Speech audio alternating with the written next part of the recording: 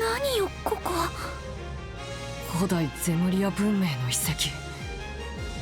相当古い遺跡のようじゃが、死んではおらんようじゃのう。死輪の塔などと違って装置が稼働しておるようじゃ。装置が動いているだけじゃねえ。ヤバそうな化け物がうようよいる気配がするぜ。この辺りの建材は最近持ってこられたものね。リシャール大佐の指示で建造されたということか。まあ間違いないだろうね。こんな地下深くで工事とはご苦労様なことだ。でも思っていた以上に巨大な遺跡のようですね。効率的に探索しないとすぐに迷ってしまいそうです。ここは探索班と待機班に分かれた方がいいかもしれんな。どういうこと？つまり安全な場所を拠点にしてそこを足がかりにするんですね。まあそういうことだ。探索班がルートを発見する間、待機班は拠点を守りながらいざという時の交代に備える。ルートが見つかったら全員で移動して新たな拠点を作る。なるほど、合理的だな。ならば当面はこの場所を拠点にした方が良さそうじゃの。エステル、ヨシは早速探索班を決めるがええ。私たち？ですが今回の事件に一番深く関わっとるのはお前さんたちじゃ。皆も依存はないじゃろう。ええ、私は賛成よ。もちろん私もです。私も。お姉ちゃんたちが決めるなら。仕方ねえな。お前らの指示に従ってやるよ。信じているよ、僕を選んでくれることをね。ま、そういうことだ。ちゃっちゃと選んじまいな。ヨシュはどうしよう。深く考えることはないよ。いざとなったら拠点に戻ってメンバーを交代すればいいからね。そっか、それじゃあ。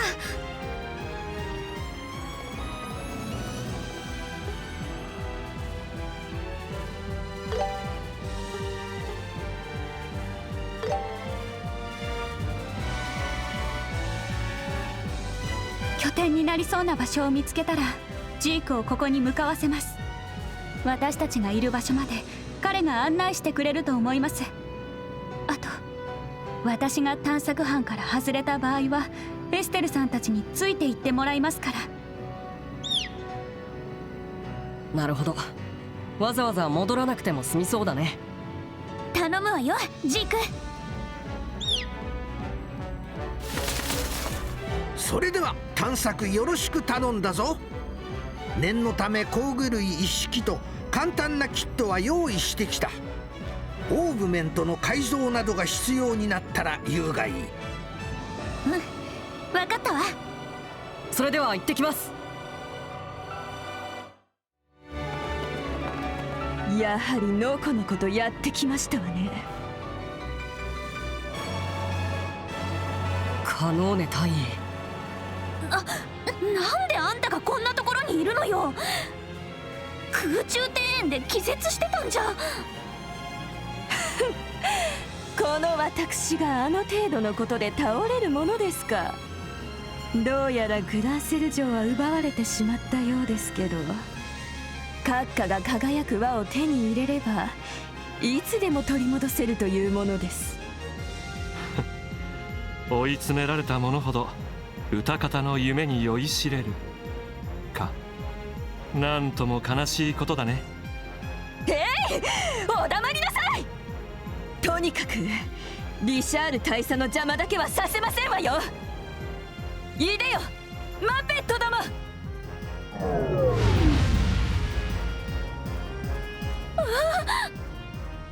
古代の機械を操ったのか。我々の力を見くびってもらっては困ります。ここの調査を開始してからすでに膨大なデータを集めたわ。このようにオーバーマペットを操ることも不可能ではありません。なんて危険なことを。何とでも言いなさい。それでは行きますわよ。お相手します。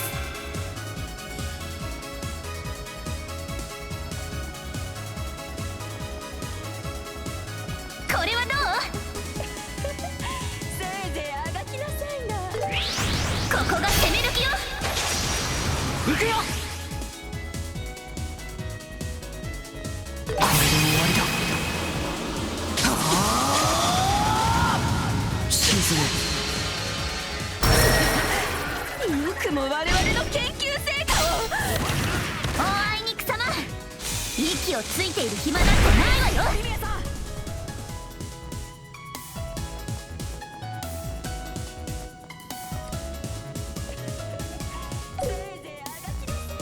やっ、そこです。お願いするよ姫殿下。お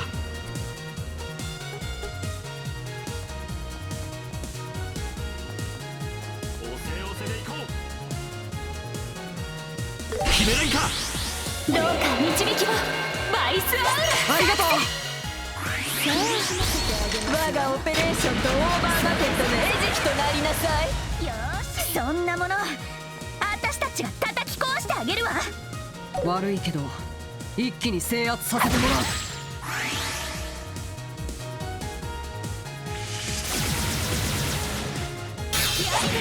お任せください。これは効きますよ。おせ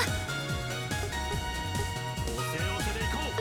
ジーク、そこよ。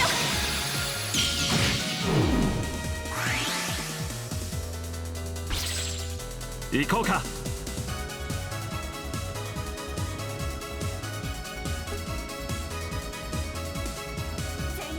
これはどうかな。これは避けられまい。バーン。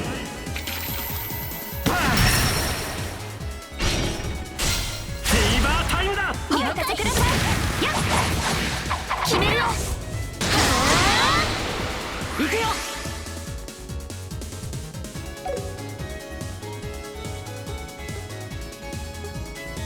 全力でいきましょう。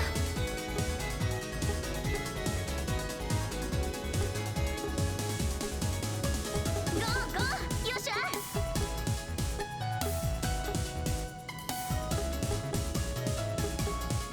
おせおせで行こう。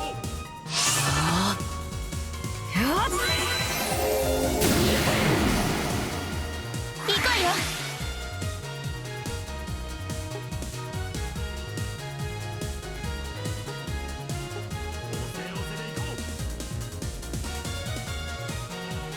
これで決める。はっ、やった。オオカ無双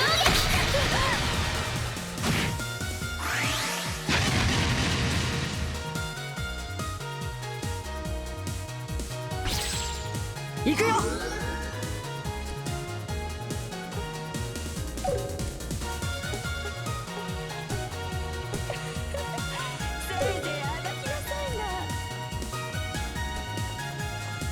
これは効くよ。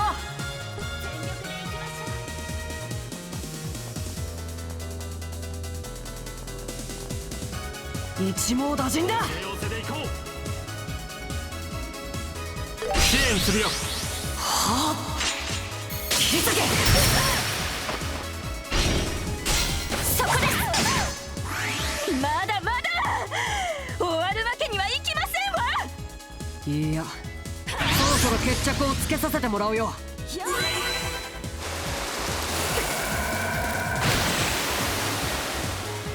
当てします。助かった。これはどうかしら。や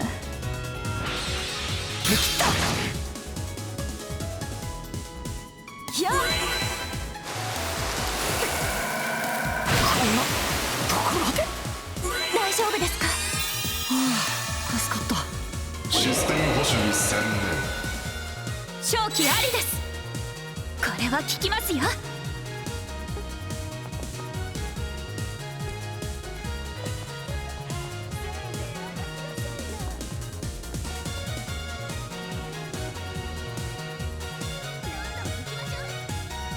援するよ。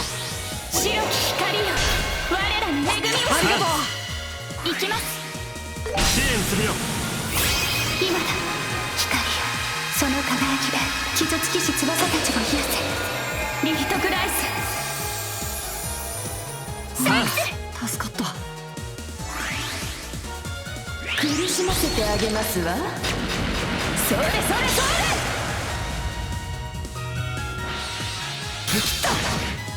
危険だな。一網打尽だ。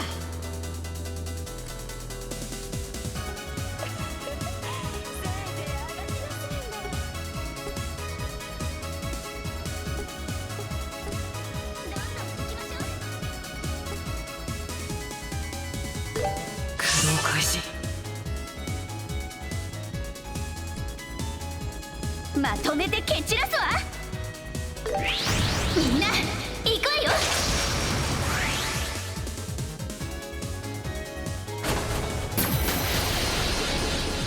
引きありです。吉田君、行こうか。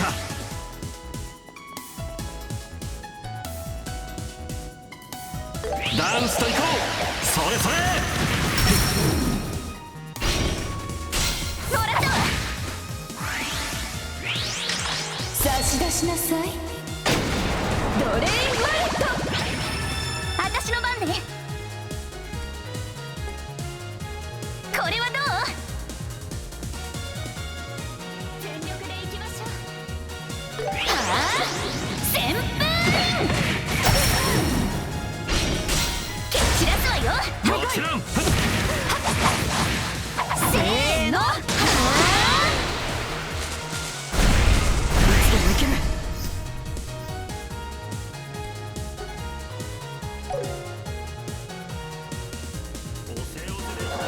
解き放つ。これで終わりだ。さようなら。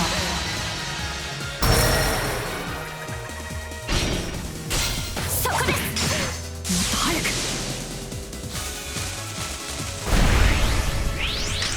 差し出しなさい。ドレインワレット。行きます。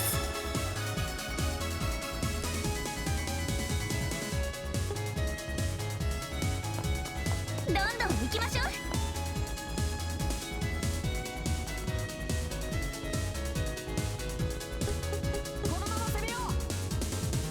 支援するよ。はあ、とどめ。行こうか。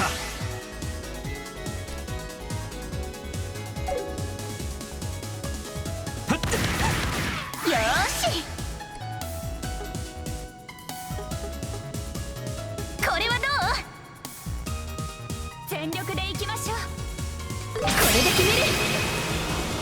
はっ。やった。オーカ無双撃。もらった。申し訳ありません、大佐。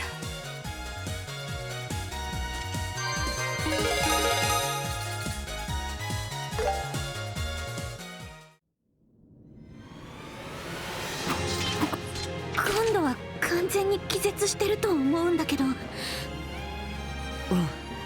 しばらくは動けないと思う。それよりも彼女がここを守っていたということはこっちのルートで正しいみたいだね。あ、確かに。それではジークにみんなを呼んできてもらいましょうか。ジーク、来て。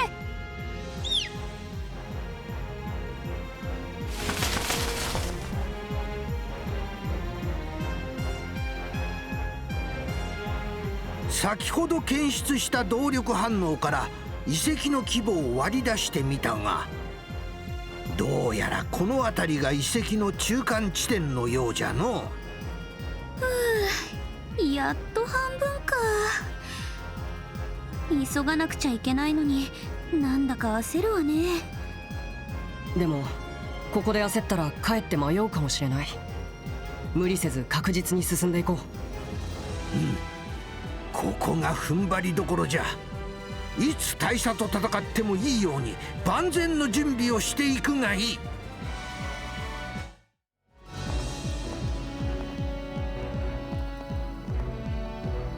ここってなんだか今までの場所と雰囲気が違う気がする。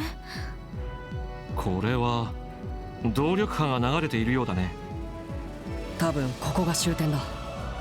万全の準備をしてから中に入った方が良さそうだね。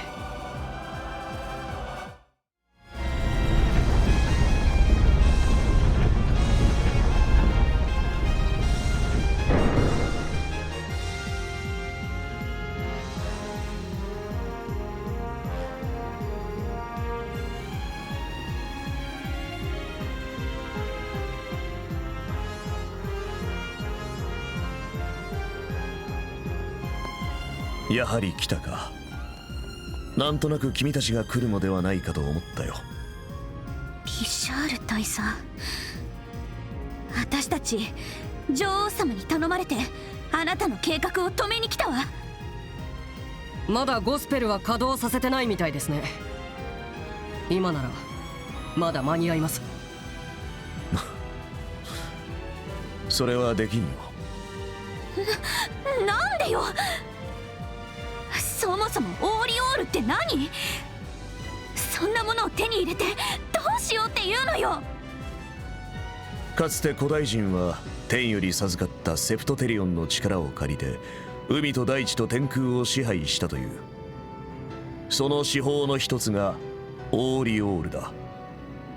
もしそれが本当に実在していたのだとしたら、国家にとってそれがどういう意味を持つか君たちにわかるかね。国家にとって？周辺諸国に対抗する強力な武器を手に入れる。つまりそういうことだね。その通り。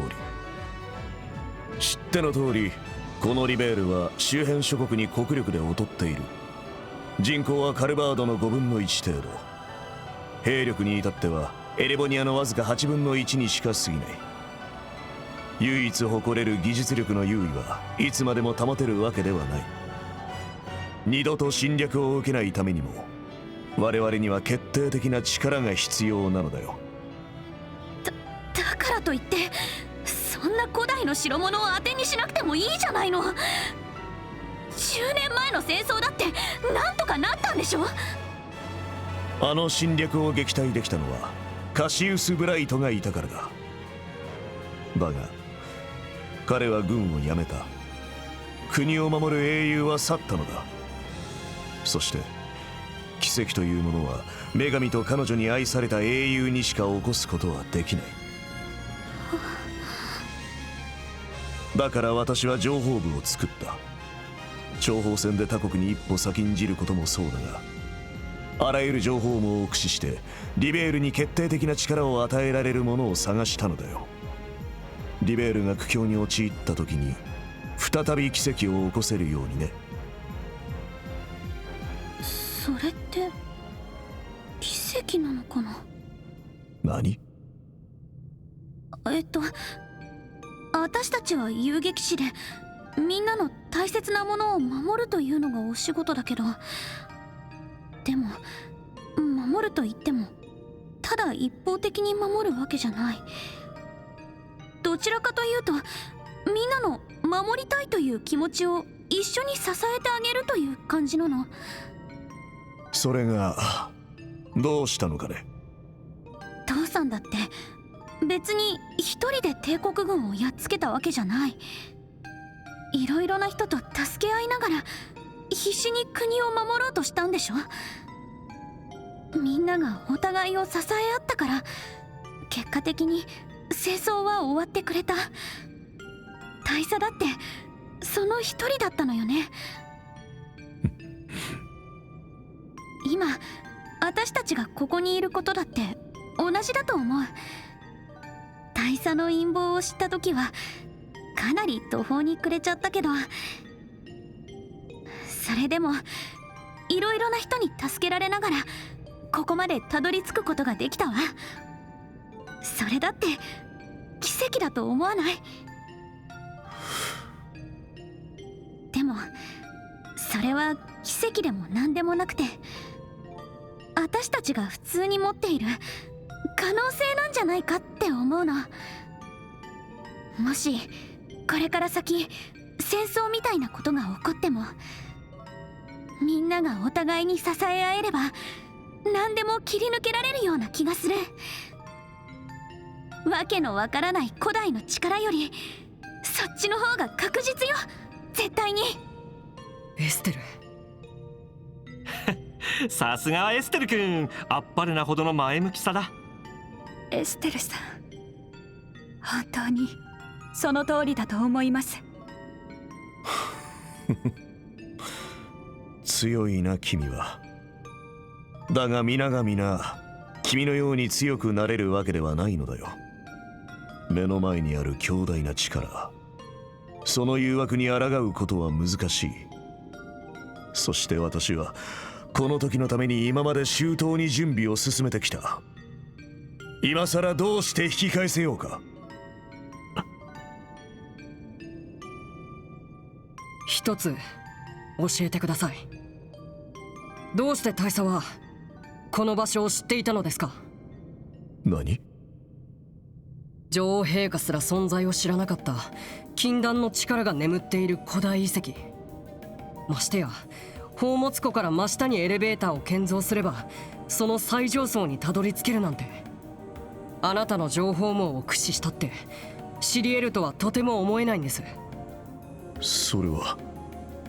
そしてそのゴスペル、サイスの中央工房をもしのぐ技術力で作られた謎の動力機。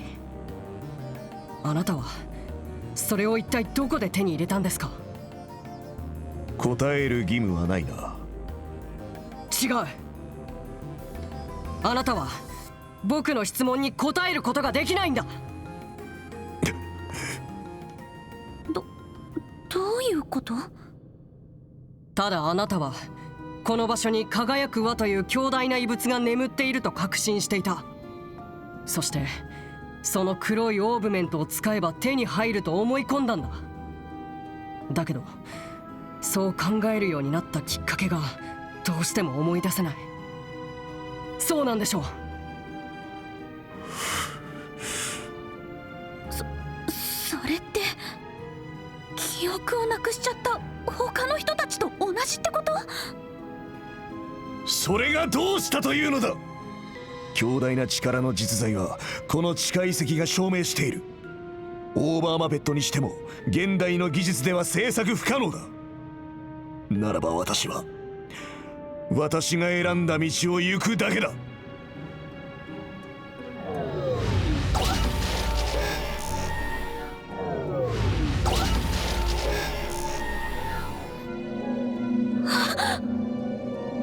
君たちの言葉が真実ならば私を退けてみるがいい。それが叶わないのであれば所詮は青臭い理想に過ぎん。とくと見せてやろう、剣聖より受け継ぎし技を。言ってくれるじゃない。だったらこちらも遠慮なく行かせてもらいます。さあ来るがいい。君たちに現実を思い知らせてやろう。私たちは無力じゃない。それを今から証明してあげるわ。王室の一員としてもここで引くわけにはいきません。逆に大佐には愛の尊さを思い知らせてあげよう。エステルの言う通りだ。僕たちならきっと乗り越えられる。お返しよ。行きます。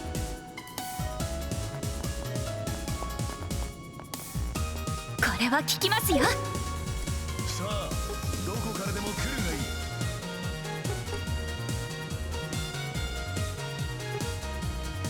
押せ押せで行こう。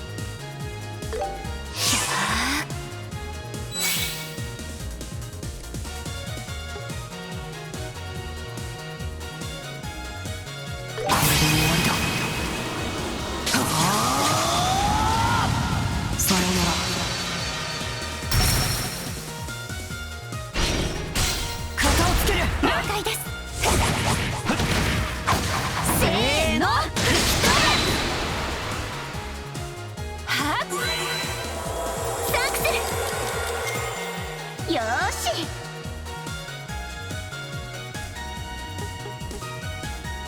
ここが攻め時よ。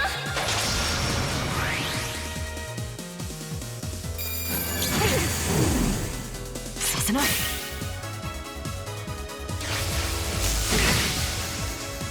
そこまでです。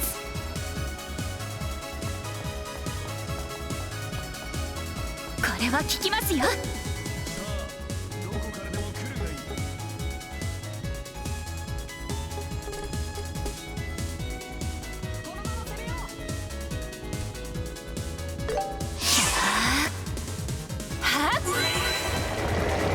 ありがとう。ガンガン行くわよ。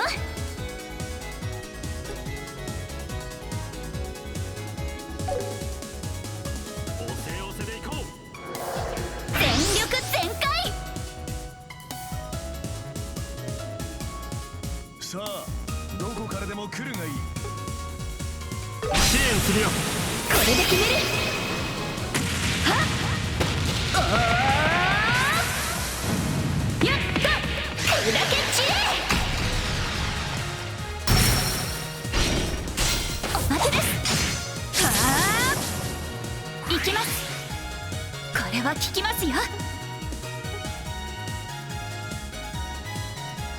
支援するよ。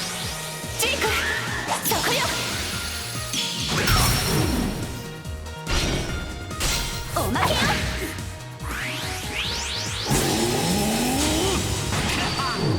終わりだ。お返しよ。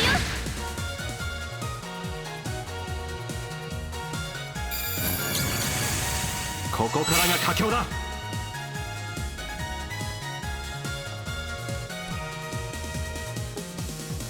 慎重に行きましょう。それ。行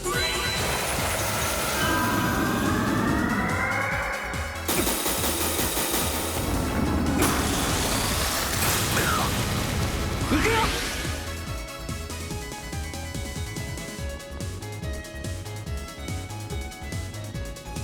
さあどこからでも来るがいい。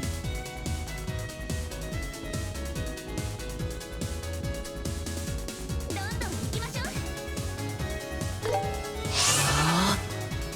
せい。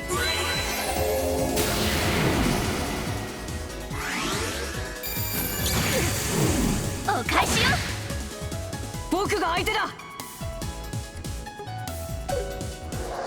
本気で行くよ。ヨシア君。これで終わりだ。沈む。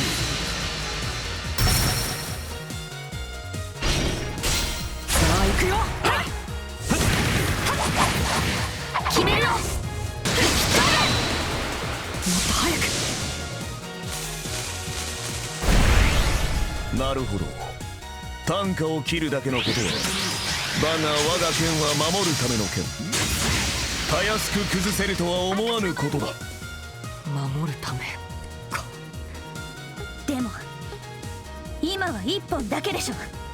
なら私たちでも叩き折れるわ。さすがはエステル君。どこまでもまっすぐだね。ええ、どんな力でも束ねた力にはかないません。もうごたくはたくさんだ。それ。はあ、手当てします。ありがとう。許さないわ。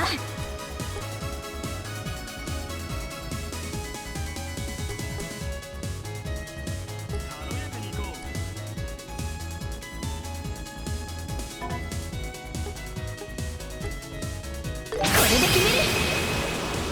はっ、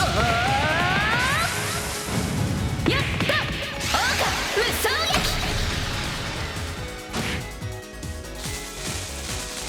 あのオーバーマペットを破壊するとはこれは効き伊ますよ。達にここまで来たわけではないな。どんなもんよ。次こそあなたの番です。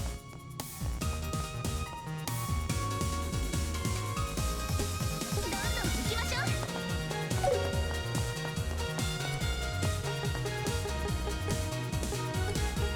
さあどこからでも来るがいい。七葉の輝きよ、癒しは。助かるわ。準備完了だ。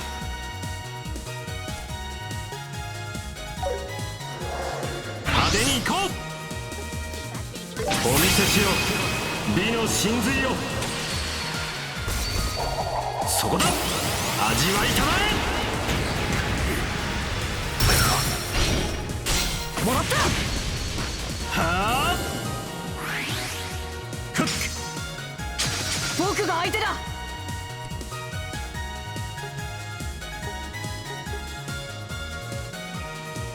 ヨシア君、仕留める。いただき。エステル、頼んだ。支援するよ。気合を入れるわよ。せや。行きます。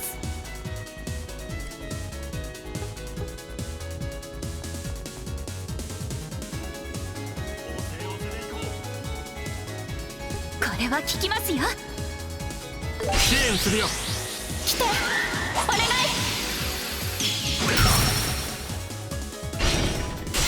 いただき。見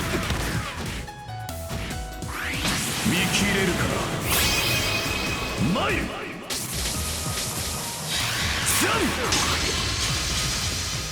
切りたまえ。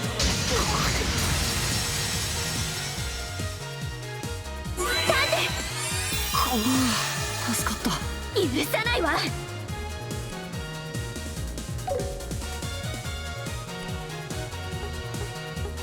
全力で行きましょう。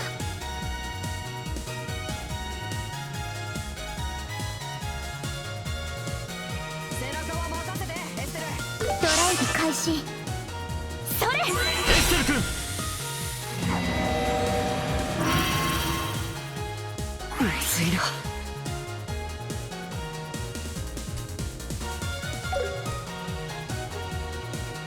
さあ、どこからでも来るがいい。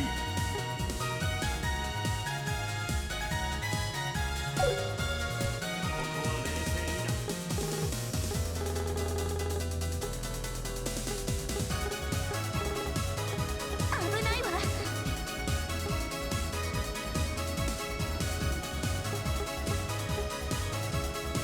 さあ、どこからでも来るがいい。やっ、ヨシオさん、受けてみよう。メス。手当てします。助かった。行くぞ。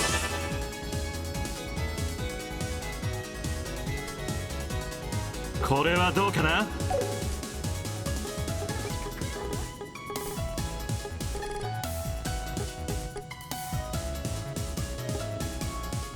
さあ、どこからでも来るがいい。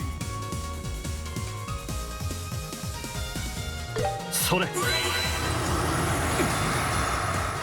はあ、行くよ。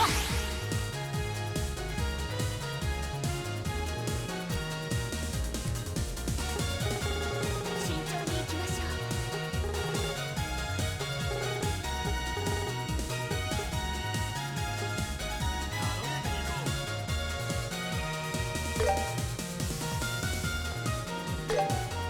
う。やっ、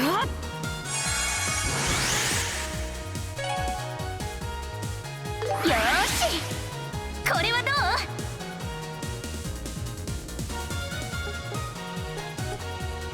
背中は任せて、エステル。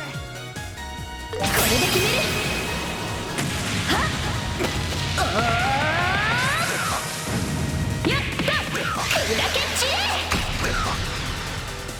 崩れたわ。蹴散らすわよ。もちろん。やっ、決めるわ。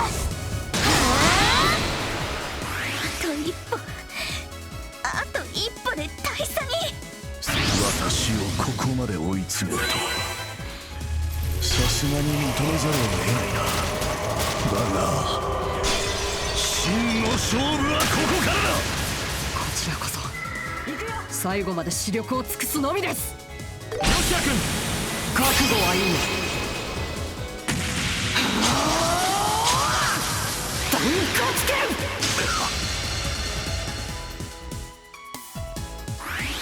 けてみよう。滅。そこまでです。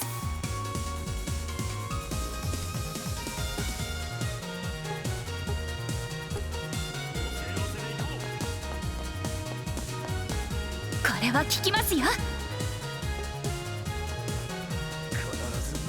どうか導きをバイスアウル。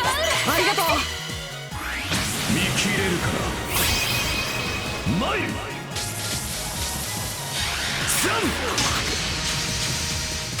切りたまえ。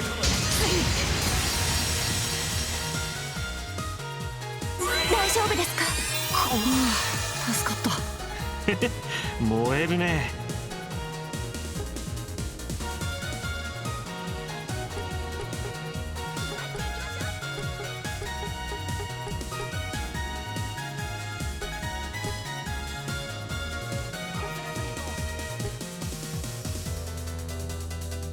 華麗に決めるよ。はっ。助かった。行きます。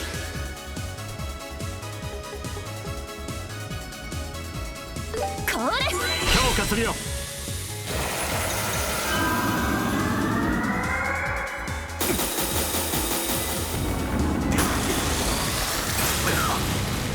まだまだ。よーし、これはどう。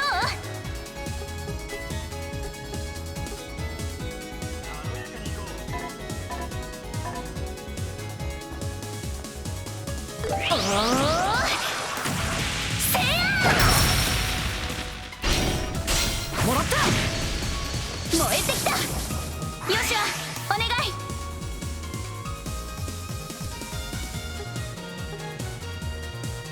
ヨシア君、覚悟はいい。断骨剣。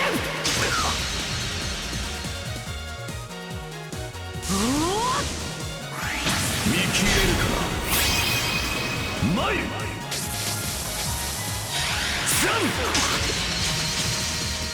切りたまえ。手当てします。ありがとう。行こうか。お見せしよう、美の真髄を。響け、ハウリングバレット。そこです。まさか本当に届くとは。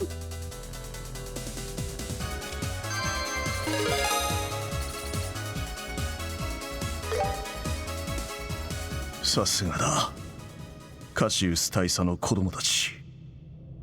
だが一足遅かったようだ。しまった。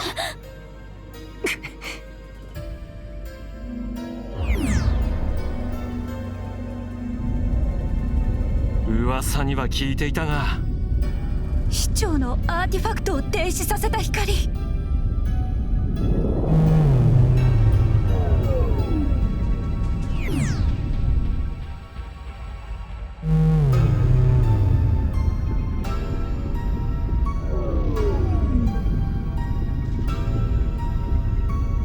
しまった、動力停止現象か。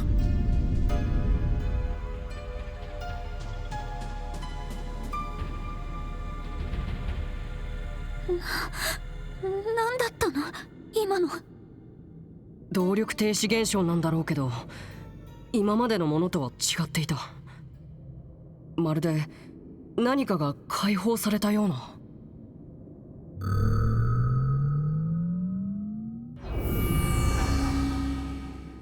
警告します。全要員に警告します。あの装置が喋っているんだ。オーリオール封印機構における第一結界の消滅を確認しました。封印区画最深部においてゴスペルが使用されたものと推測。デバイスタワーの起動を確認。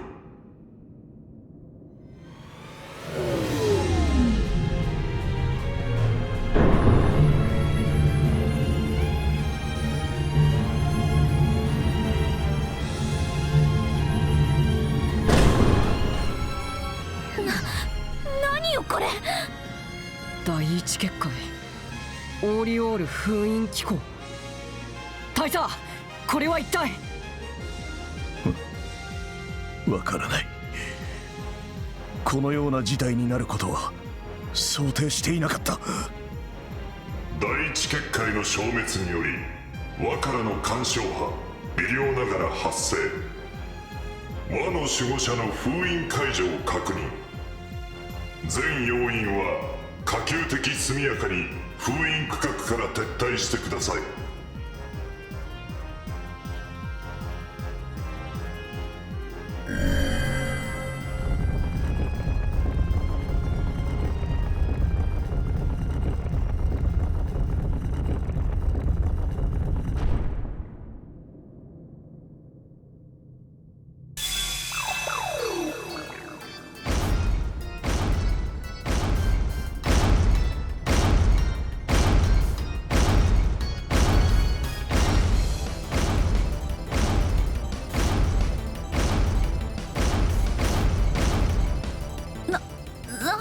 このブサイクなの。気を抜かないで。こいつが輪の守護者だ。これも古代文明のアーティファクトか。こんなものが封じられていたなんて。レート固定。動力供給再開。再起動完了。モードイントリュード&サーチ。座標確認。封印機構施設最新。輪の守護者トロイ狙い。これより侵入索敵行動を再開する。対象を発見。一種4体。照合の結果外敵と断定。直ちに排除行動を開始する。何よ一種って。とにかく敵として認識された以上戦って退けるしかない。得体は知れないけど付け入る隙は必ずあるはずだ。優雅に切り抜けてみせようじゃないか。私も覚悟を決めました。みんな行くわよ。よしわお願い。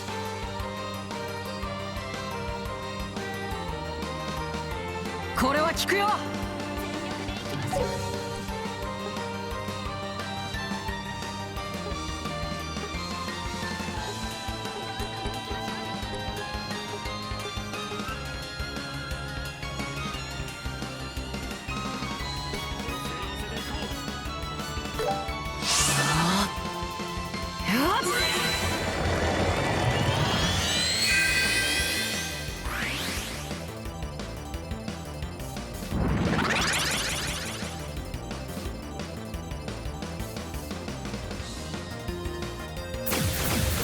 行こうか。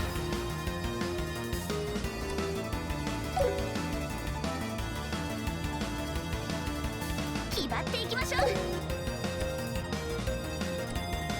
やっ遅い。任せて。これは効くよ。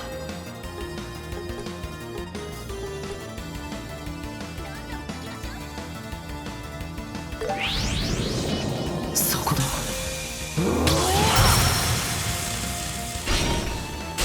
型をつける。了解です。やっ決めるよ。ここだよエステル。これはどう。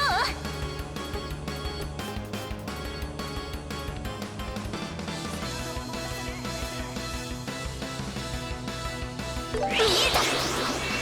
逃がさない。行きます。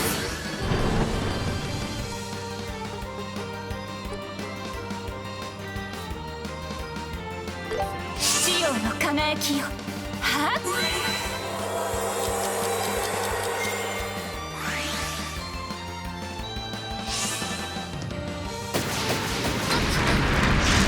危険ですね。これは効きますよ。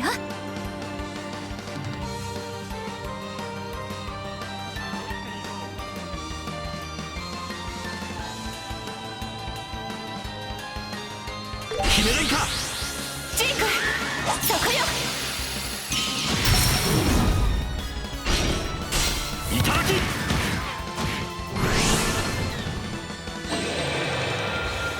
僕の番だね。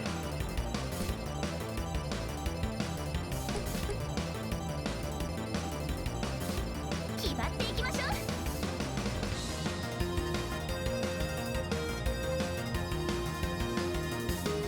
慎重に行きましょう。ほんの気持ちだ。受け取りたまえ。助かります。僕が相手だ。遅い。下がれ。モラード。よーし、これはどう？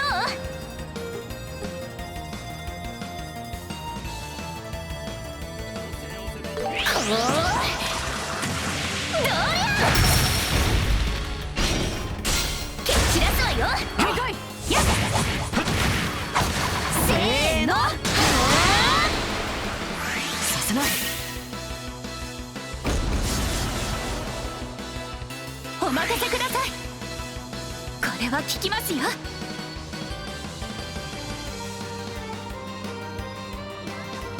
ジーク、そこよ。おまけだ。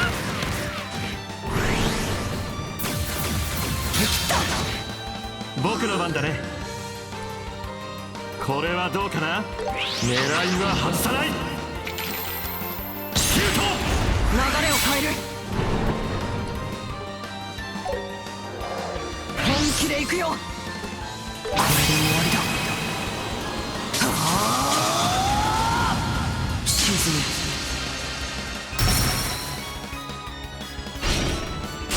モラード。もっと早く。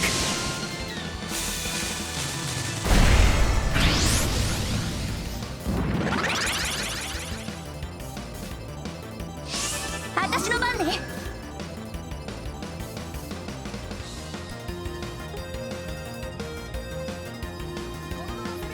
これで決める。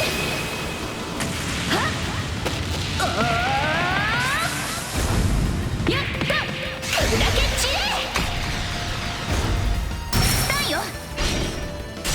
蹴散らすわよ。いつでも。決めるわ。燃えてきた。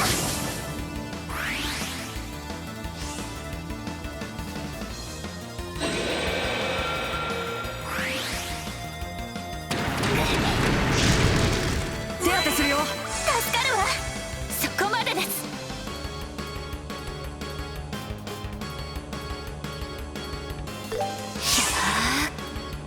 やー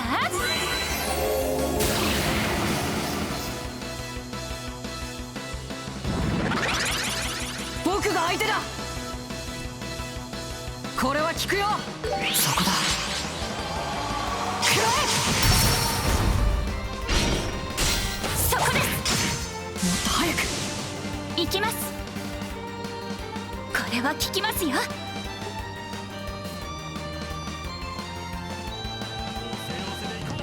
決めるいか。どうか導きを。バイスアウありがとう。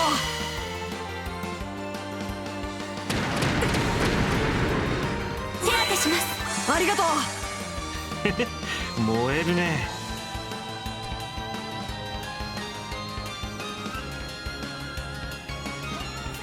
ダンスと行こう。それそれ。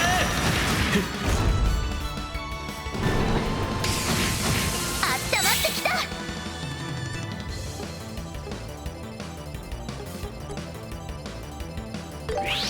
みんな行くわよ。させない。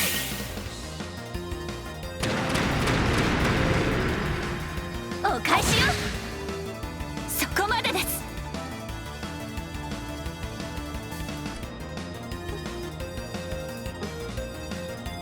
これは効きますよ。来て、お願い。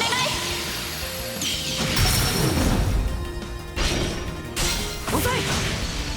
まだまだ。お願いします。ヨシュアさん。これは効くよ。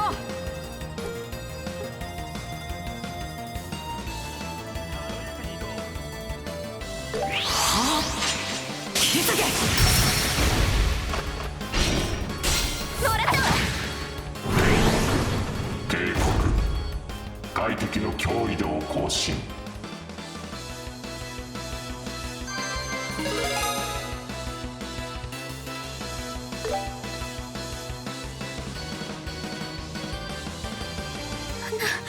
なんで倒れないの？まだ何かするつもりだ。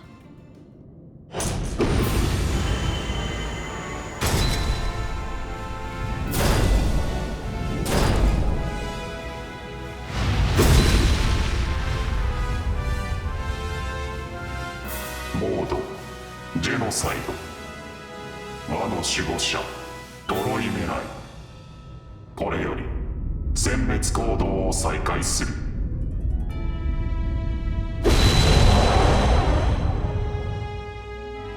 外敵を再認識、直ちに抹殺する。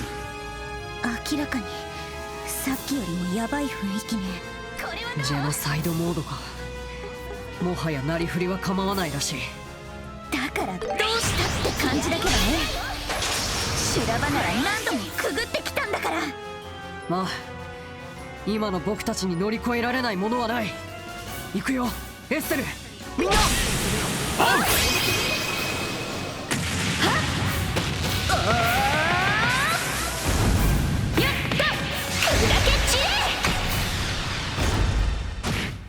行こうか。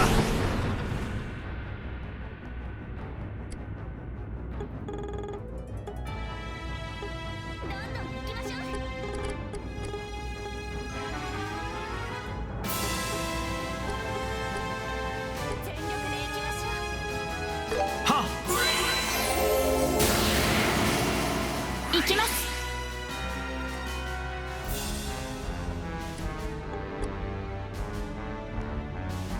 おせおせで行こう。支援するよ。白き光よ、我らに恵みを。ありがとう。任せて。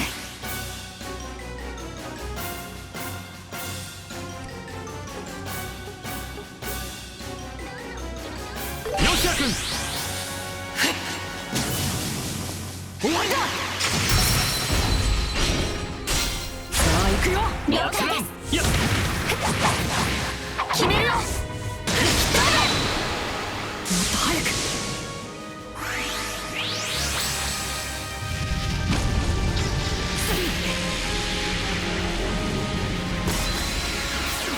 こんなところで。燃えるね。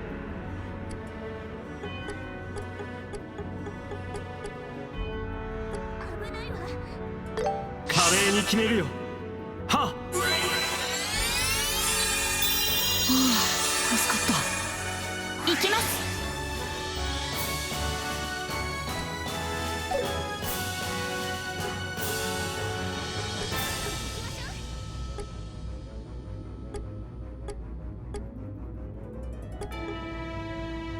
おせおせで行こう。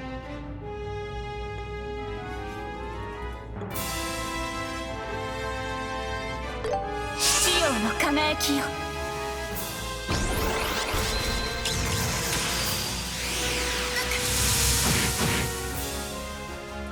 はっ。決めれんか。ありがとう。行こうか。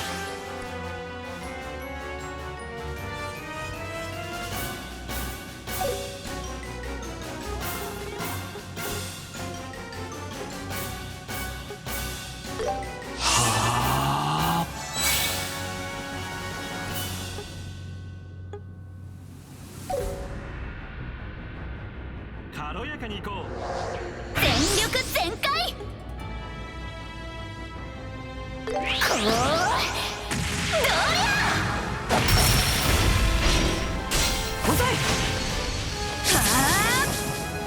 いつでも行ける。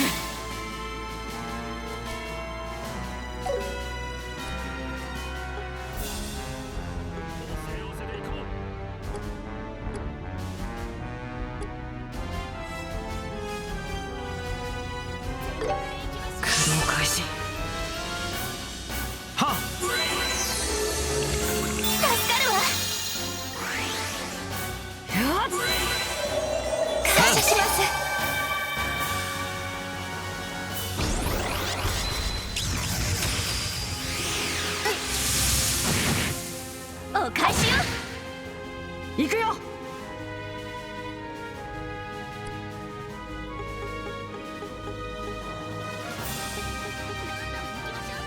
吉田君、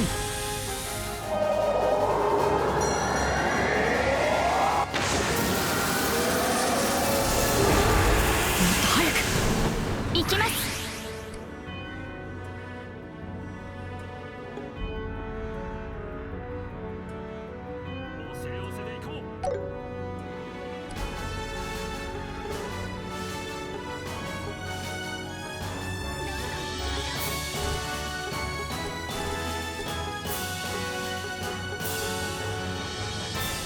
押せ押せでいこう。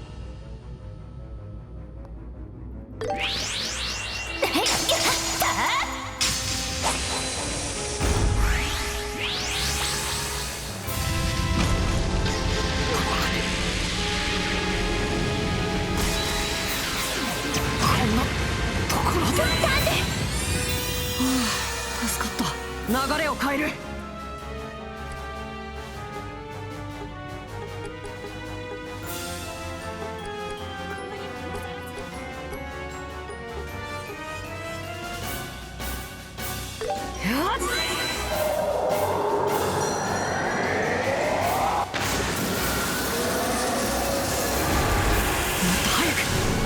行こうか。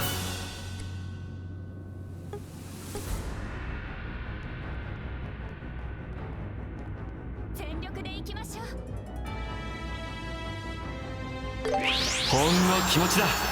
受け取りたまえ。助かった。行こうよ。これはどう？これで決める。はっ、やったオーカ無双撃。もらった。燃えてきた。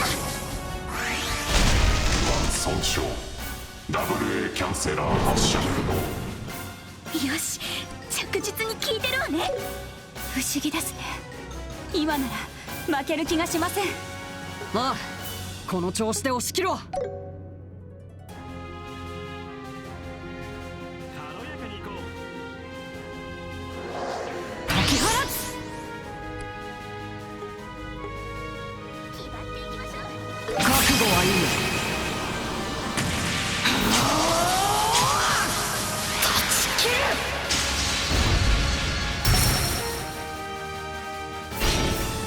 おまけです。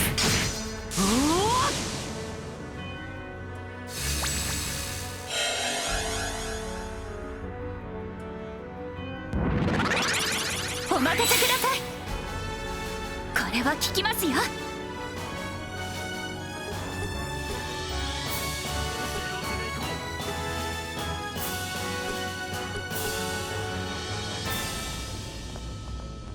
どんどん行きましょう。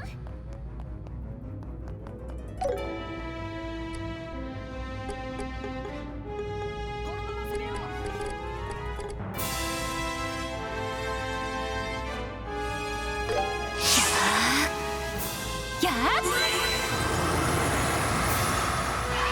まだまだ。行こうか。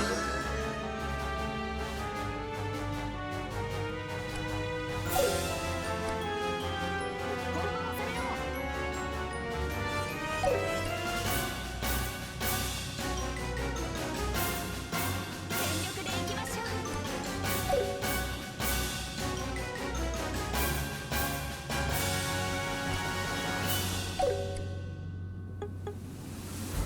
どんどん行きましょう。華麗に決めるよ。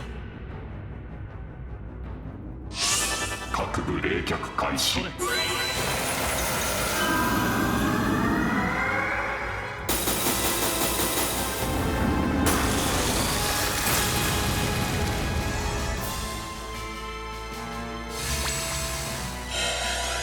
僕が相手だ。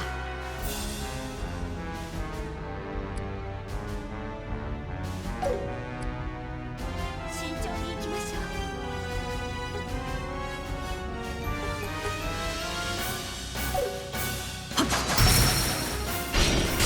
さあ行くよ。お任せください。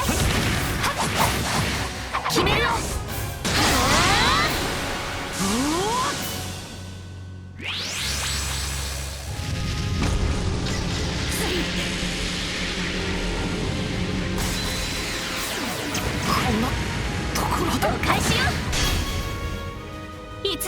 ます。支援するよ。ここです。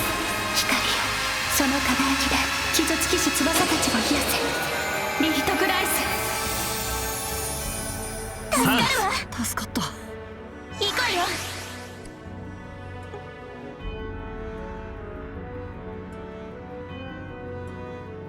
このまま攻めよう。気合を入れるわよ。よーし。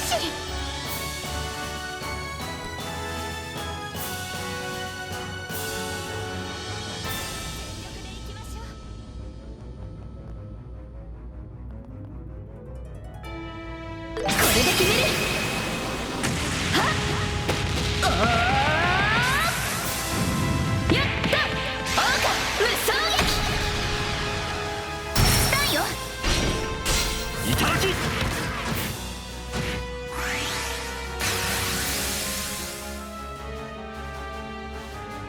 僕の番だね。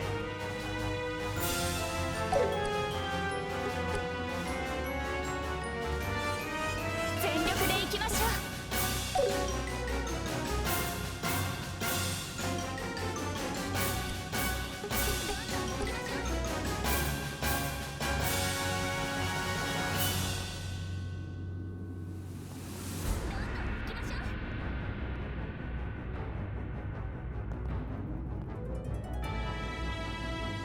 全力で行きましょう。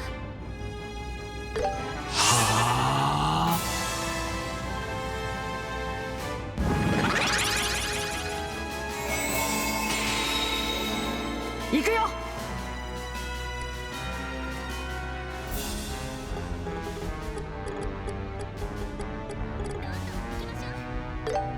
駆動開始。やっ、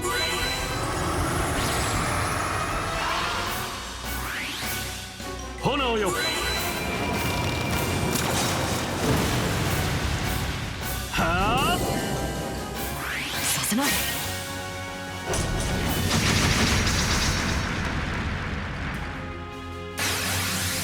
私の番ね。これはどう？支援するよ。そこよ。はあ、いただき。行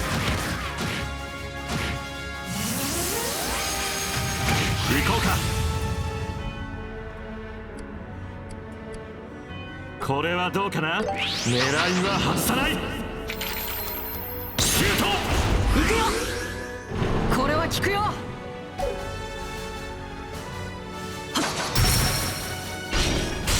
さあ行くよ。いつでも。せーの、吹き飛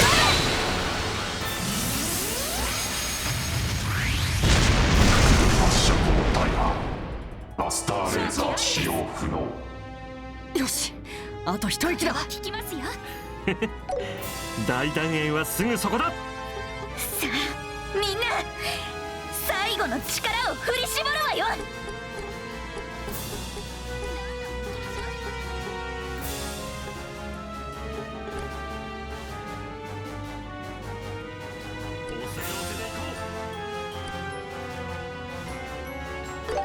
シオの輝きよ。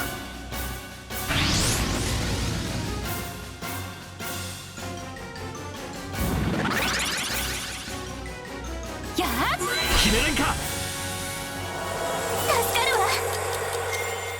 行きます。これは効きますよ。押せ押せで行こう。シオの輝きよ。はっ、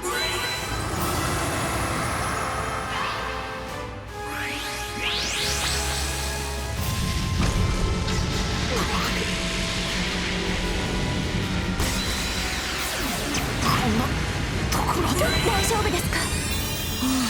助かった。倒れるわけには。これは効くよ。も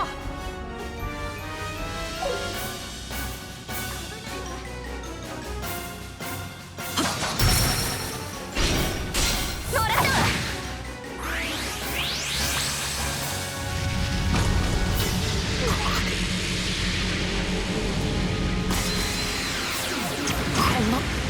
返しよ。行こうよ。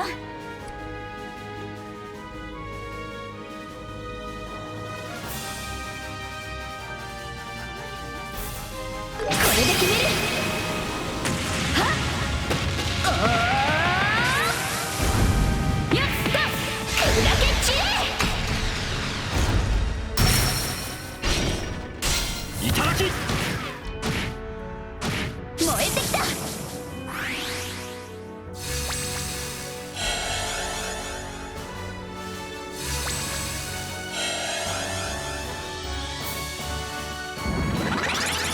ここからが佳境だ。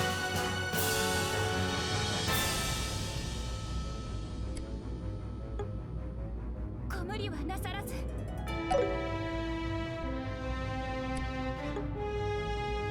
これはどうかな。これは避けられない。崩れた。そこです。行きます。これは効きますよ。ここは冷静にだ。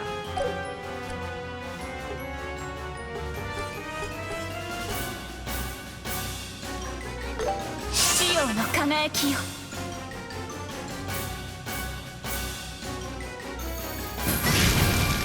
手当てします。助かるわ。はっ、強化するよ。助かった。能力充填開始。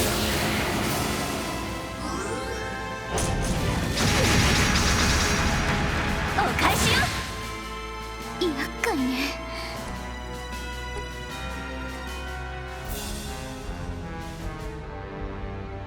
全力でいきましょ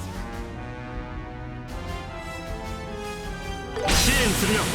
これで決める。はっ、やったオーカ無双撃。スタンよ。さあ行こうよ。もちろん。せーの、吹き飛損傷率 99%。機能を停止する。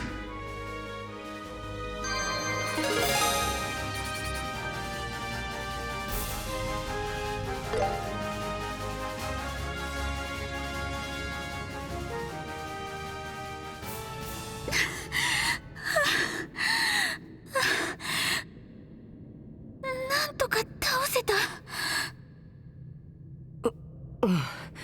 動けなくはしたみたいだ。和の守護者か。どうやらそいつの目的はオーリオールを封印していたこの施設の破壊だったようだな。そして和の封印と同時に扉の中で機能を停止したのか。和をめぐって古代人同士が対立していたのか、あるいは。しかし肝心のオーリオールはどこに。なんとまだ動けるのか。体が動かせない。よしはエステル。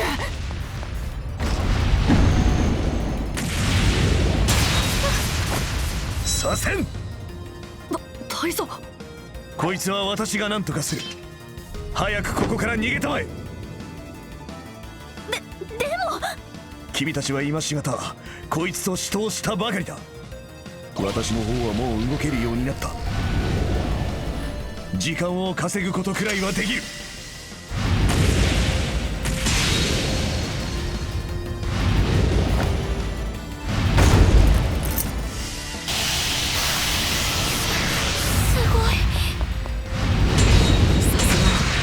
父さんの権利を継いだだけはあるね。何をしている。早く行け。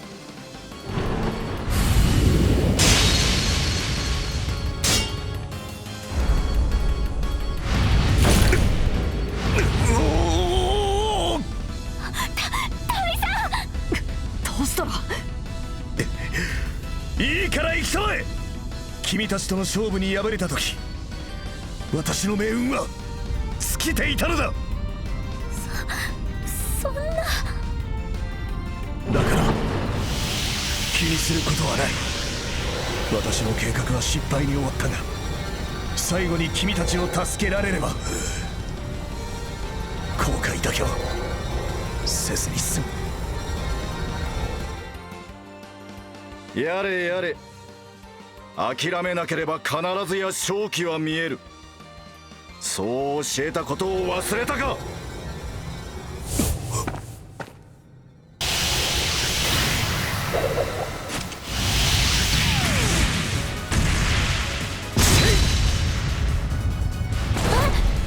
まさか今だ、とどめを刺せ。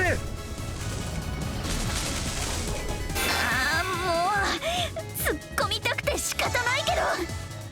この機を逃すわけにはいかない。手早く終わらせよう。はい。おせおせでいこう。やっ。リカバリー再生行動開始。ふむ、最後の悪あがきか。そうはさせません。これ以上は付き合いきれないわ。よしはみんな、私たちの手で決着をつけるわよ。ああ、正真正銘これで最後だ。お任せください。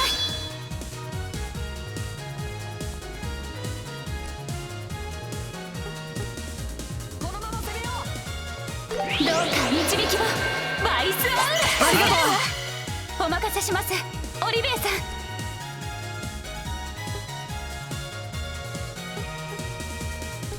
このまま攻めよ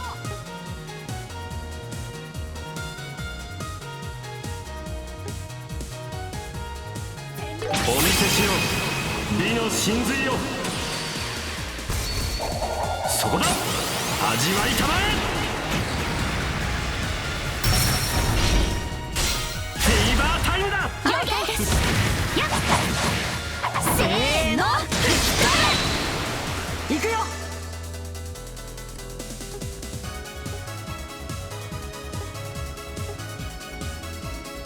覚悟はいいな。断骨剣。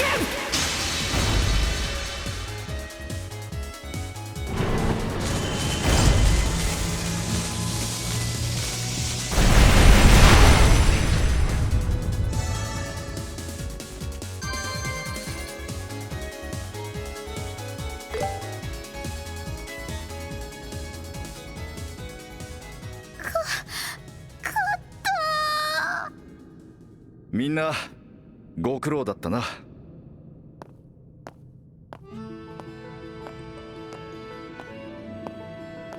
ただいまエステル。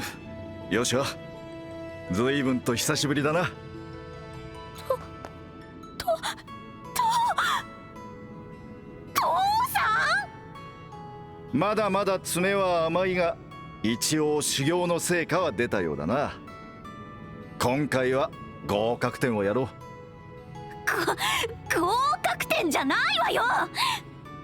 何よ父さん、なんでこんなところにいるの。なんでって言われても、まあ成り行きってやつ。どんな成り行き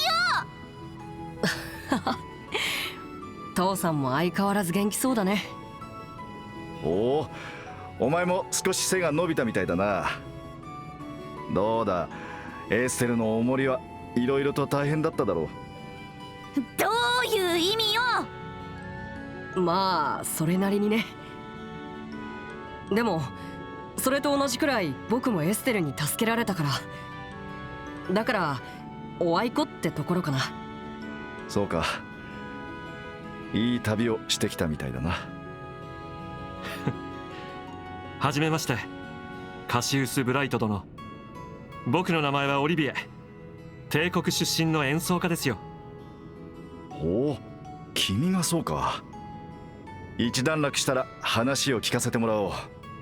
それと娘たちに協力してくれて感謝する。いやいや、とても有意義な体験でしたよ。それにしても見事な腕前だ。生ける伝説の技をしかと見せていただいた。まだまだ俺も修行中の身さ。カシウスさん、どうもお久しぶりです。これは殿下、半年ぶりくらいですが、囚われていたと聞いたが、お元気そうで何よりだ。エステルさんたちが助けてくださいましたから。そういえば今年の学園祭はエステルさんたちと劇をやったんです。カシウスさんにも見せてあげたかったです。おお、そりゃ惜しいことをした。和やかに会話してる場合じゃないってば。まったく帰ってくるなり見せ場をかっさらって。やれやれ、どうやら片付いたようじゃの。おや博士、ずいぶん遅い到着ですな。お前さんが先行した後、マペットの群れに囲まれてな。なんとか撃退してからようやくたどり着いたが、どうやら全て片付いたみたいじゃな。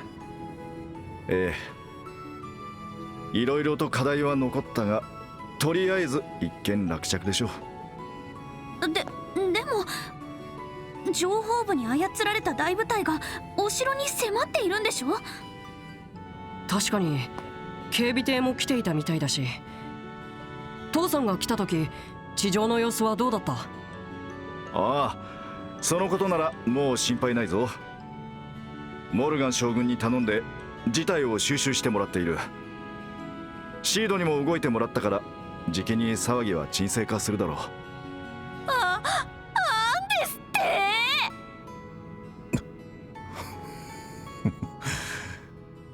てなるほどな。ここに来るまでに仕込みをしていたわけか。目を覚ましたか。モルガン将軍には厳重な監視をつけていた。シードも家族を人質にとって逆らえないようにしていた。どちらもあなたによって自由の身になったわけですか。まあそんなところだ。だがなリシャール、俺がしたのはその程度のことさ。別に俺がいなくったって彼らは自分で何とかしたはずだ。いや違う。やはりあなたは英雄ですよ。あなたが軍を去ってから私は不安で仕方なかった。今度侵略を受けてしまったら勝てるとは思えなかったから。だから頼れる存在を他に探した。あなたさえ軍に残ってくれたら私もこんなことをしなかったものを。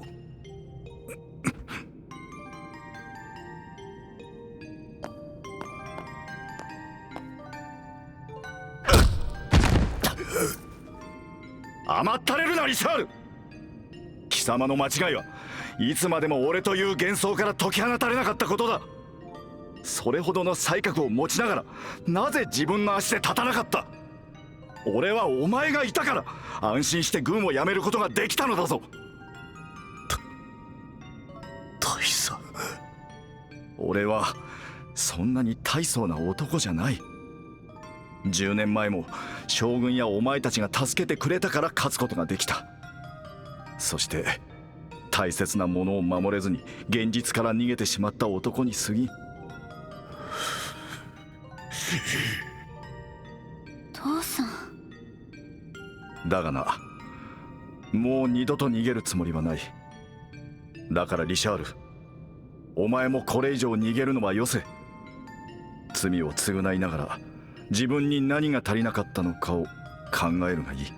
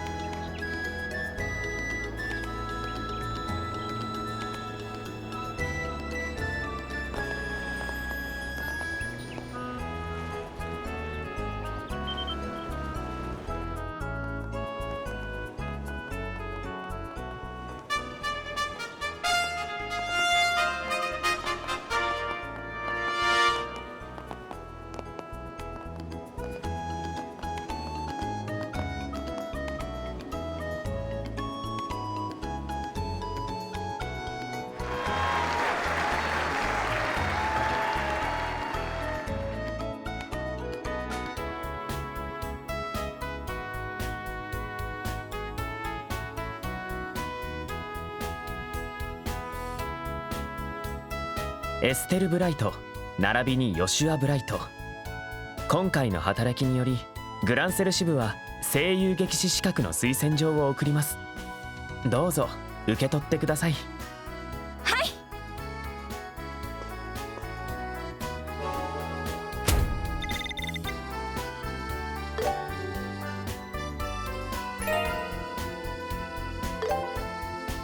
これで5つの地方支部での推薦状が揃ったわけですね。それではカシウスさん、よろしくお願いします。うん。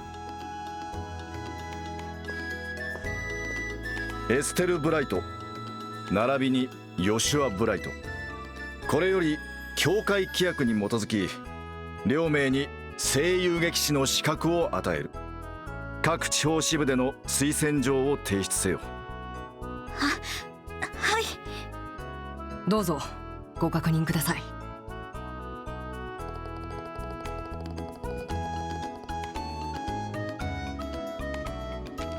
ロレント支部、ボース支部、ルーアン支部、ツァイス支部、そしてグランセル支部、5支部すべてのサインを確認した。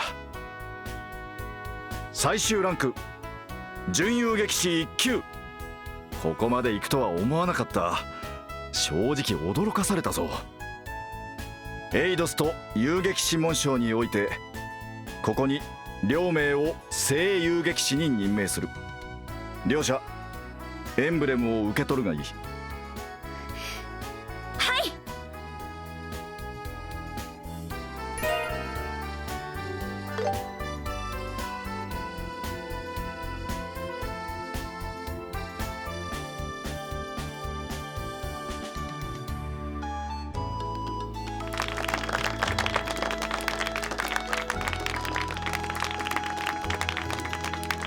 おめでとうエステル、ヨシュア。はは、新しいエンブレムなかなか似合ってるじゃないか。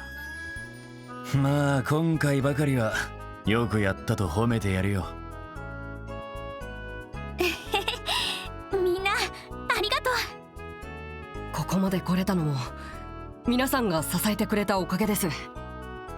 遊撃士としてのキャリアはここからが本番だ。そのことを忘れないようにな。うん、分かってる。一層精進するつもりです。さて、めでたい話の後で非常に申し訳ないのですが、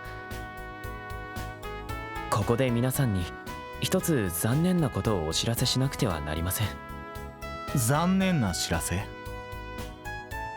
本日をもちましてカシウス・ブライトさんが遊撃士協会から脱会します。しばらくの間王国軍に現役復帰するとのことです。本当ですか？長らく留守にした上に突然こんなことを言い出して本当にすまないと思っている。だがクーデター事件の混乱は未だ収拾しきれていない。情報部によってめちゃくちゃにされた軍の指揮系統も立て直す必要がある。その手伝いをするつもりなんだ。そうか、軍人は遊撃士になれないから。そういえば先輩たちはこのことを知ってたみたいですね。ええ、相談を受けたからね。正直心細いけど、いつまでも先生に頼ってばかりじゃ私たちも一人前になれないし。まあこれからは若手だけでもなんとかなるって証明してやろうじゃねえか。そうか、そうだな。しかしいつまでたっても忙しさからは解放されないね。こうして新たな声遊撃士が2人誕生したんだ。せいぜい俺の代わりにこき使ってやるといいだろう。ねこれからはもっと忙しくなりそうだね。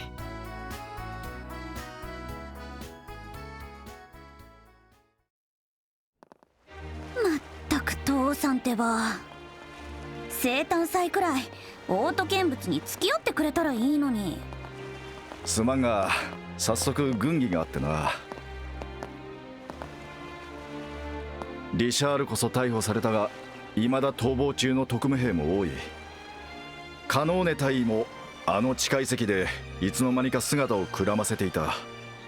さらに大会に参加した空賊団も混乱に紛れて逃亡したらしい。生誕祭の途中で騒ぎが起こらんよう警備を強化しなくてはならんのさ。まったく揃いも揃ってしぶとい連中ね。確かにどちらも諦めが悪そうな感じはするね。ま、警備の方は気休めさ。問題はあの地下遺跡の出来事が何を意味していたかということだ。リシャールが封印を解いたことでどのような影響が出てくるのか。オーリオールとは何なのか、それを見極める必要があるだろう。うん、確かにそうよね。それにリシャール大佐も記憶が怪しいみたいだったし。うん、クルツと同様思い出せないことがあるそうだ。それでも取り調べの途中一つだけ判明したことがある。あの黒いオーブメントの出どころだ。え？製造元が分かったの？いや、あれを情報部に持ち込んだ人間が判明した。情報部特務部隊隊長ロランス・ベルガー少尉だ。あの人が情報部にスカウトされた時にリシャールに渡したらしい。そしてリシャールがクーデターを計画したのはちょうどその頃からだそうだ。どうやらロランス少尉の正体は徹底的に調べる必要がありそうだな。そっか、得体が知れないとは思ったけど、そうなると私たちが素顔を見ただけでもラッキーね。言ってくれればいつでも似顔絵を描くわよ。ああ、そのうち頼むぞ。もっともお前の絵心にあまり期待は持てないが、シェラザードや陛下たちにも頼んでおくか。うん、どういう意味よ。エステル、ロランス少尉の顔見たの？あれ、話してなかったっけ。女王宮のテラスで戦う時にあのヘルメットを外したのよね。年は20代後半くらいでアッシュブロンドの髪だったわ。でも女王様も言ってたけど、やたらとすさんだ目をしてたのよね。なんていうか冷たいような、それでいて燃え盛っているような。あなたに哀れむ資格などないとか女王様に向かって言ってたし。哀れむ資格などない。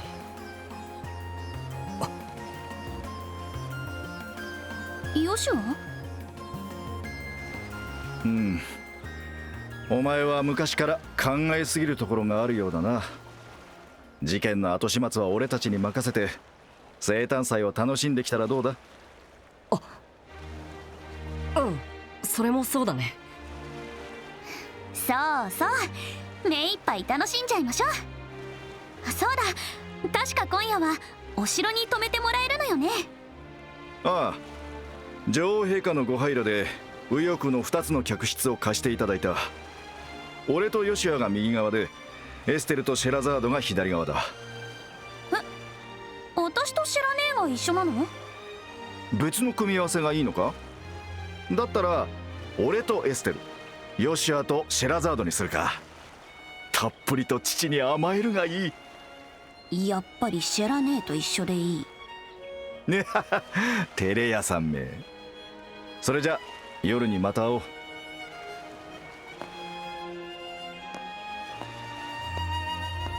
久しぶりなんだし父さんと一緒の部屋にすればいいのに。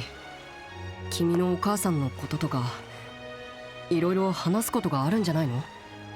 それはそうだけど、ヨシュアとシェラ姉が一緒はなんだか嫌っていうか。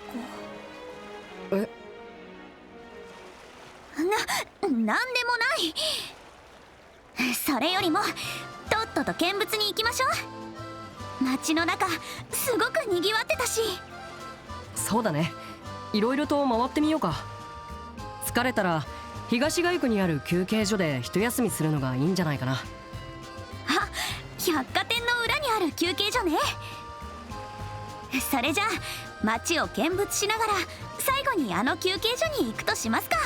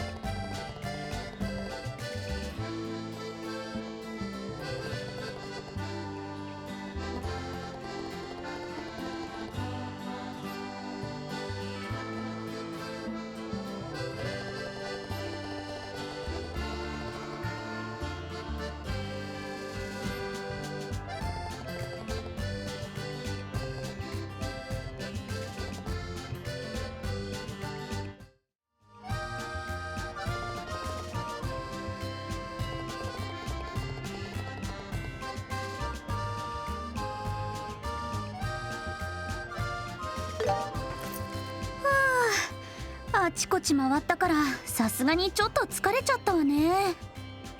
しばらくここで休もうか。とりあえずオートで騒ぎが起きそうな気配はなかったね。あきれた。そんな心配をしてたんだ。今日くらい事件の後始末は父さんたちに任せとけばいいのよ。遅れてきたんだからそれくらい当然の義務だってば。そうなんだけどね、なんとなく性分っていうか。仕方ないわね。それにしても私たちも声優劇士か。これからは支部の監督を受けずに自由に行動できるようになる。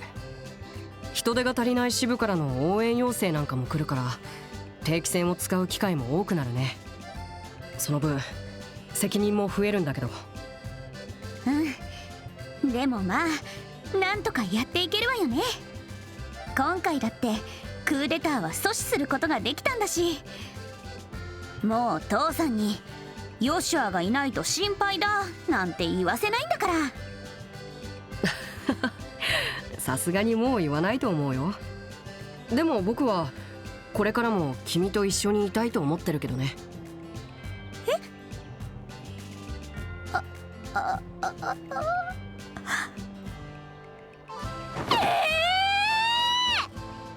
あれ、迷惑だったかな。いや迷惑っていうか一緒にいたいってそれってどういう。そりゃ気心は知れてるしお互いの癖は分かっているからね。このままコンビを組んだ方がいいと思ったんだけど。遊撃士の仕事のことか。なんだ、てっきり私逆に告白されちゃったのかと。うわ今のなし、忘れて。エステル、それってしかし今日は本当に暑いわよね。暑い時にはアイスが一番。約束通りおごってあげるからちょっとここで待ってて。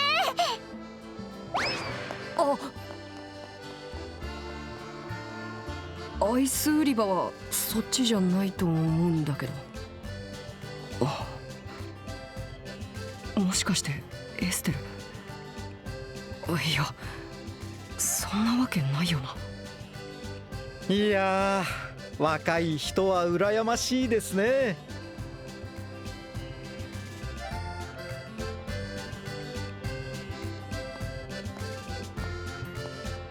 アルバ教授。やあ、しばらくぶりですね。最近いろいろと騒がしかったですが、平和が戻って本当に良かった。やはり人間平穏無事に暮らすのが一番ですね。おや、どうしました？顔色が優れないようですが。声優劇士にもなれたのだから、もっと晴れやかな顔をしなくては。そうだ、私からも何かお祝いをさせていただきましょうか。あまり高いものは送れませんけど。最初に会った時から強烈な違和感がありました。今では少し慣れましたけれど、あなたを見ているとなぜか震えが止まらなかった。ほう？そして各地で起きた事件、記憶を消されてしまった人たち、あなたは調査と称して事件が起こった地方に必ずいた。そう、タイミングが良すぎるほどに。決定的だったのはクルツさんの反応です。記憶を奪われたクルツさん、あの人もアリーナの観客席で気分が悪そうにしていた。そしてあなたも同じ場所にいた。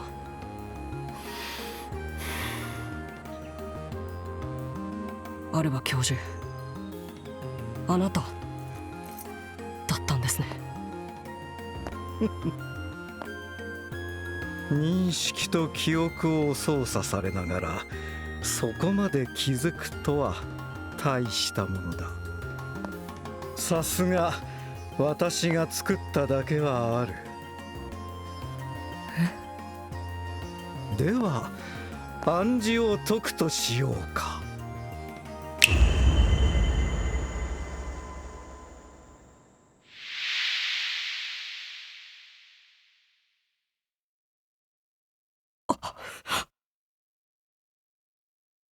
あなたはようやく私のことを思い出したようだね。バラバラになった君の心を組み立て直してあげたこの私を、うつろな人形に魂を与えたこの私を、対象者の認識と記憶を歪めて操作する異能の力、7人のアンギスの一人、白面のワイスマン。久しぶりと言っておこうか。レギオンナンバー13、漆黒の牙、ヨシュア・アストレイ。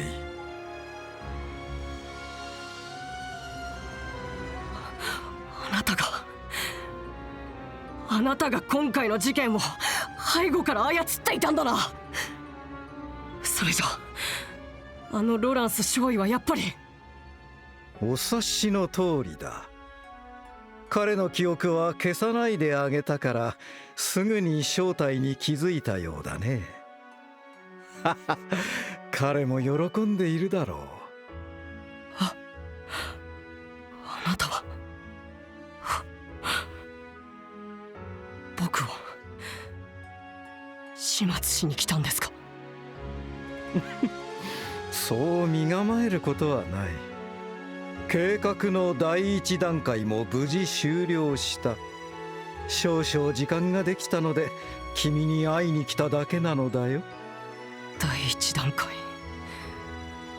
あの地下遺跡の封印のことか。輪に至る道を塞ぐ門、それをこじ開けることがすなわち計画の第一段階でね。もはや閉じることはありえない。やはりこれで終わりじゃないのか。輝く輪とは一体何です？結社は、あなたは何を企んでいるんだ？それを知りたければ結社に戻ってくればどうだい？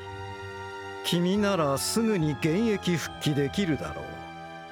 少々勘は鈍っただろうがリハビリすればすぐに取り戻せるさ。そんなに怖い顔をするものじゃないよ。分かっているさ。今の君には大切な家族がいる。尊敬できる父親と何よりも愛おしく大切な少女。たとえ彼がこちら側にいても、それらを捨てるなど馬鹿げた話だ。だから私は君に会いに来た。計画に協力してくれた礼として真に結社から解放するために。おめでとうヨシュア。君はもう結社から自由の身だ。この5年間本当にご苦労だったね。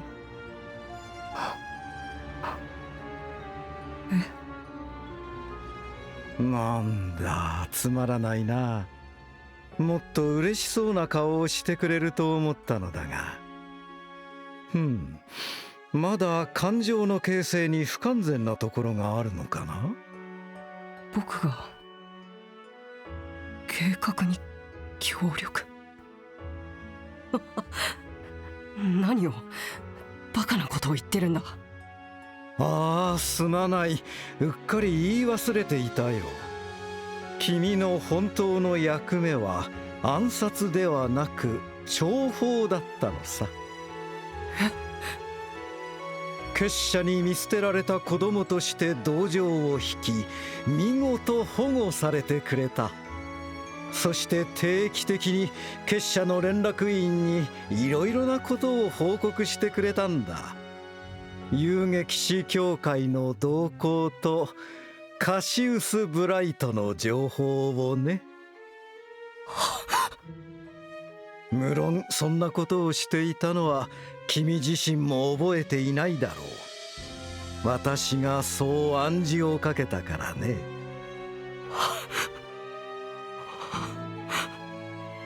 S 級遊撃士カシウス・ブライト。まさしく彼こそが今回の計画の最大の障害だった。彼に国内にいられては大佐のクーデターなどすぐに潰されてしまっただろうからね。彼の性格、行動パターンを分析して悟られずに国外に誘導するために、君の情報は本当に役に立ってくれた。嘘だから改めて礼を言おう。この5年間本当にご苦労だった。嘘だ嘘だ嘘だ。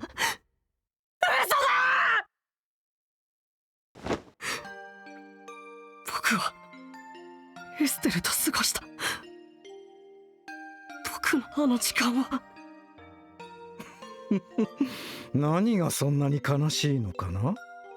そ知らぬ顔で大切な家族と幸せに暮らしていけばいいだろう。君が黙っていればわからないことだ。しかしまあ考えてみればそれも酷な話か。ブライト家の親子はどうも健全すぎるようだからね。君のような化け物にとって少し眩しすぎたんじゃないかな。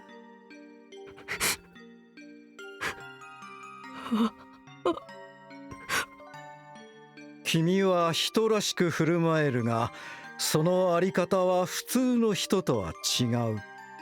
どんな時も目的合理的に考え、任務を遂行できる思考フレーム。単独で大部隊と渡り合えるよう限界まで強化された肉体と反射神経。私が作り上げた最高の人間兵器。それが君、漆黒の牙だ。そんな君が人と交わるなど、所詮は無理があったのだよ。この先彼らと一緒にいても君が幸せになることはありえない。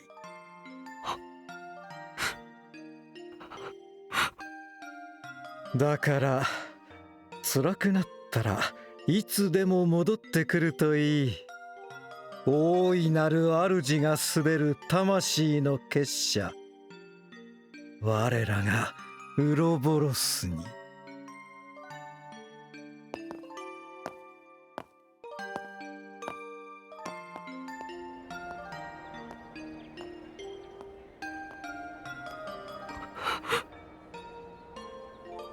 これが罰か。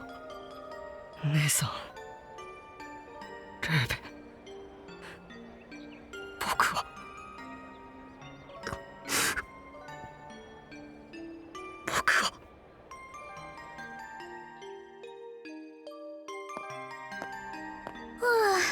ずいぶん待たされちゃった。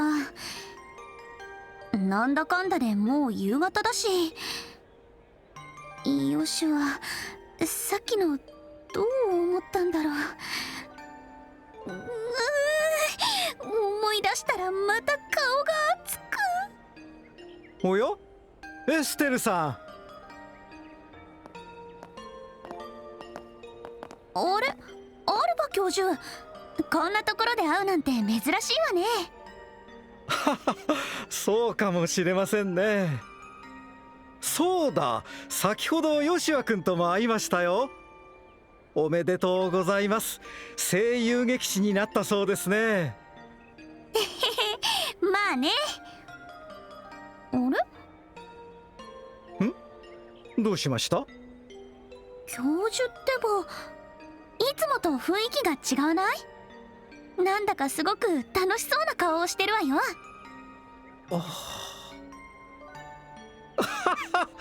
見抜かれましたか。実は考古学の研究でいろいろと進展がありましてね。それで少々浮かれていたんです。へえ、よかったじゃない。ごめん、アイスが溶けちゃうから私これで行くわね。それじゃあまたね。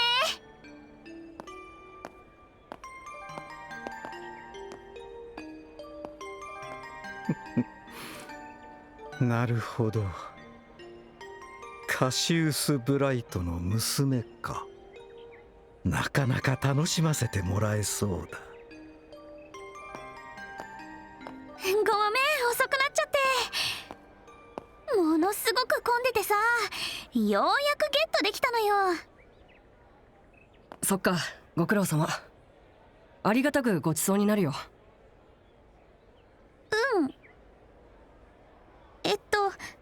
さっきのことだけど。さっきはごめん、紛らわしい言い方しちゃって。確かにあれじゃ出来の悪い告白みたいだよね。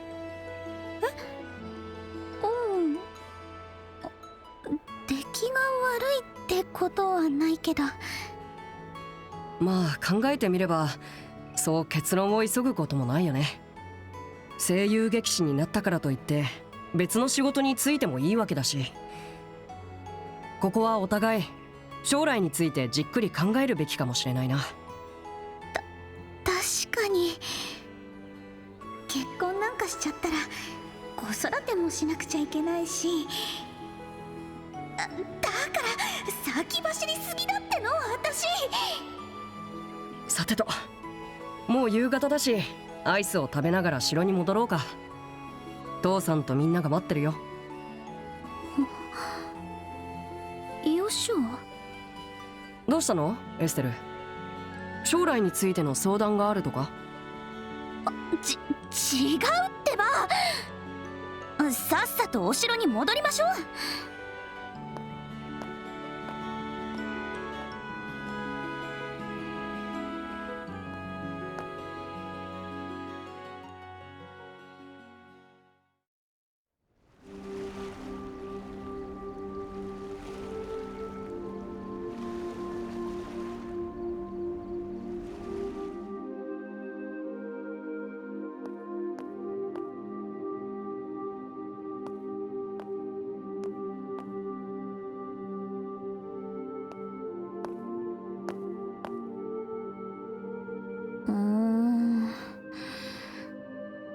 何よエステル、さっきからそわそわして。何か気になることでもあるの？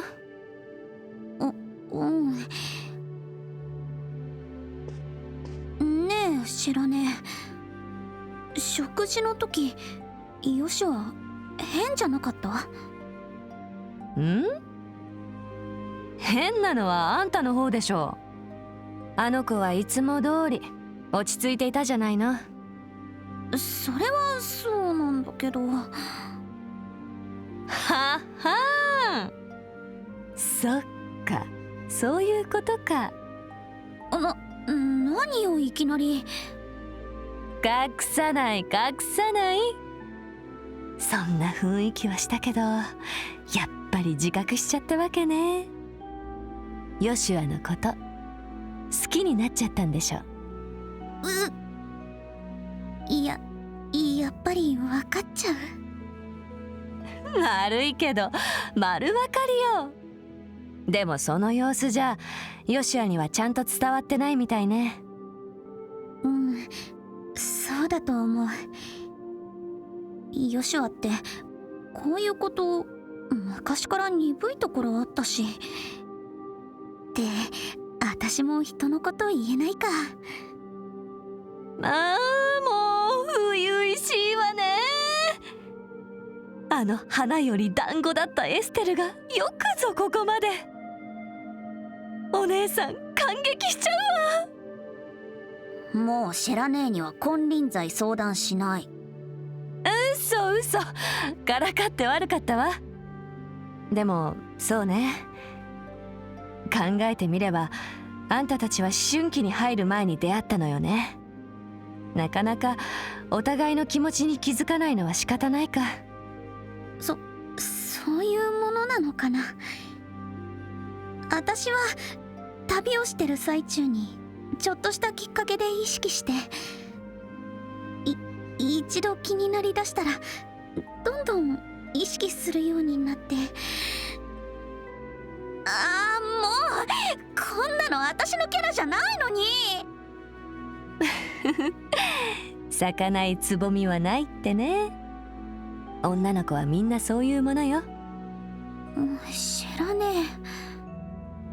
え。あんまり軽率なことは言うつもりはないんだけど、覚悟が決まってるなら打ち明けた方がいいんじゃない？踏ん切りがつかないならちょっと占ってあげよっか。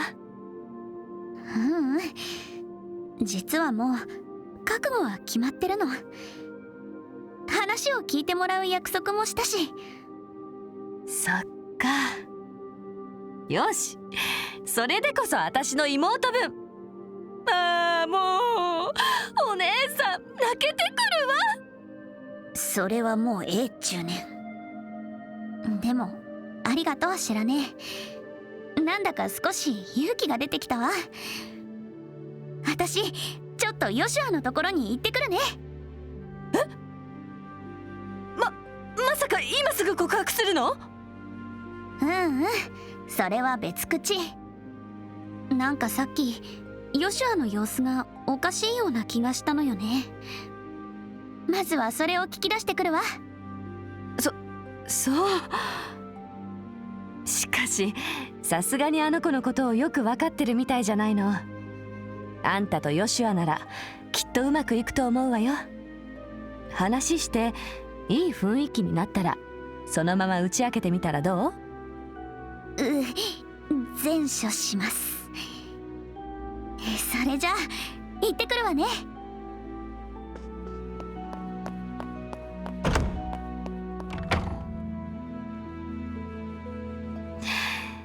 初恋か。うまくいくといいんだけどね。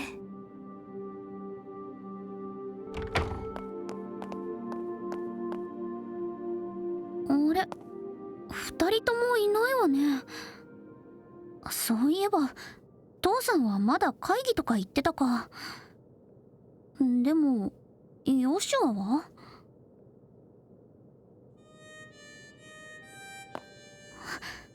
ヨシュアどこで吹いてるのかな。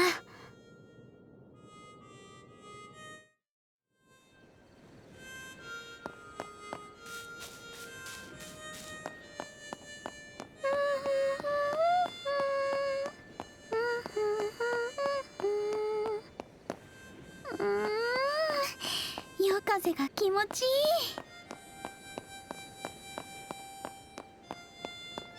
あ、いたいた。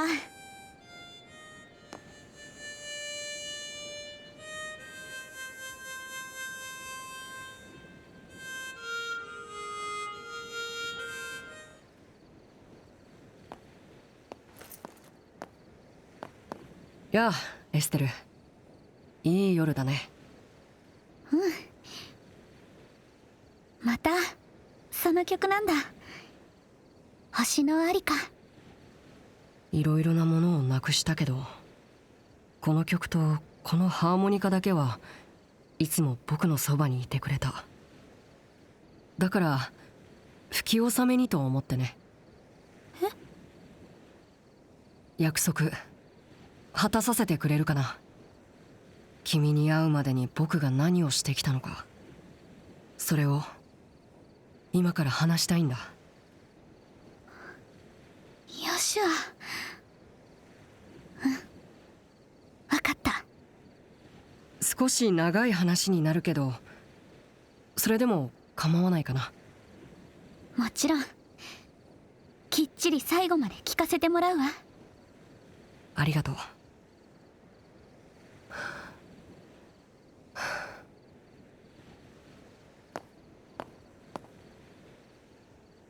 昔々あるところに一人の男の子がいました。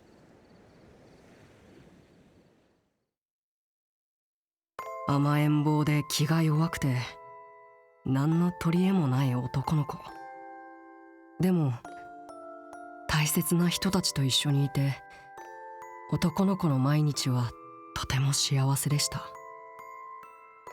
しかしあることがきっかけで男の子の心は壊れてしまいました。言葉と感情を失い、食事も取らずにハーモニカだけを吹き続ける毎日。面倒を見てくれた人の努力も虚しく、男の子は日に日に痩せ衰えていきました。そんな男の子の前に一人の魔法使いが現れました。私がその子の心を治してあげよう。ただし代償は支払ってもらうよ。そうして男の子は魔法使いに預けられることになりました。壊れた心をつなぎ合わせながら、魔法使いは男の子の存在を好きなように作り変えていきました。そして新たな心を手に入れた時、男の子は人殺しになっていました。2年もの間、男の子は毎日のように人を殺し続けました。何十人もの部隊を闇に紛れて全滅させたこともあります。屈強な護衛に守られていたとある国の大臣の屋敷に潜入して、その喉をかき切ったこともあります。時には爆発物を使い、罪もない人々を巻き添えにしました。いつしか男の子はただの人殺しから優秀な化け物に成長し、漆黒の牙と呼ばれ恐れられるようになっていました。そして男の子は魔法使いにある標的の暗殺を命じられました。かつて女王様が治める国を北の大きな国から守った英雄、大陸で4人しかいないという特別な称号を持っている遊撃士を。でもその標的は強すぎました。子猫が虎にいなされるように男の子は撃退されてしまいました。失敗した男の子の前に魔法使いの手下たちが現れました。標的に顔を知られてしまった男の子を始末しようとしたのです。しかしその手下を追い払って男の子を救ってくれた人がいました。それは男の子が暗殺に失敗した唐の標的である遊撃士だったのです。そして男の子はその人の家に連れてこられて一人の女の子と出会いました。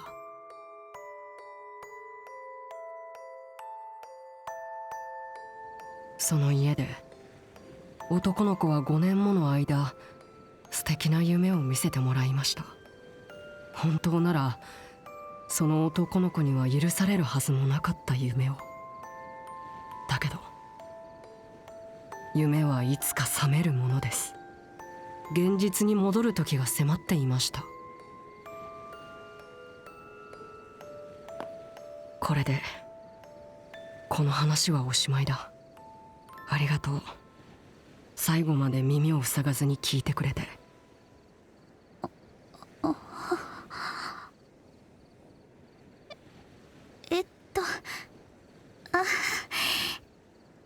それってどこまで本当なの？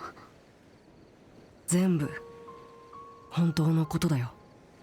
僕の心が壊れているのも、僕の手が血塗られているのも、君のお父さんを暗殺しようとして失敗したのも、そして今までずっと君たちを裏切り続けていたことも。男の子は本当の意味で救いようがない存在だった。そこにいるだけで不幸と最悪をもたらすような、そんな汚れた存在だったんだ。だから男の子は旅立つことにした。幸せな夢を見せてくれた人たちをこれ以上巻き込まないために、自分という存在を作った悪い魔法使いを止めるために。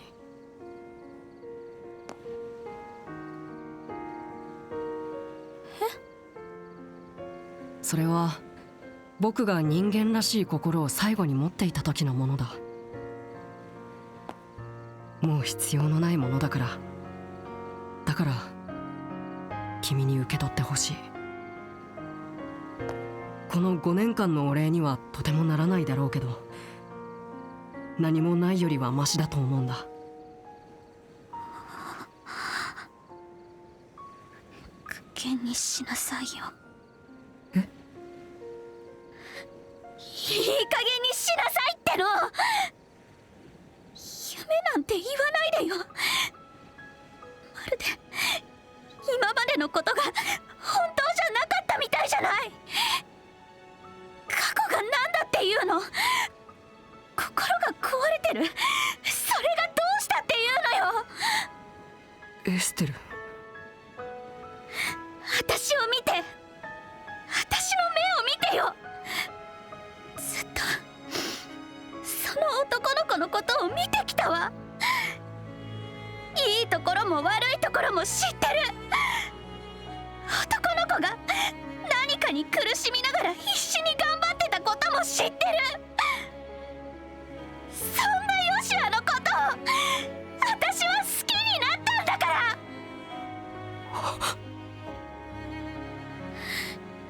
一人で行くなんてダメだからね。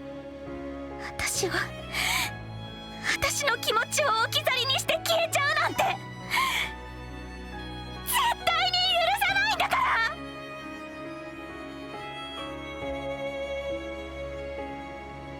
エステル、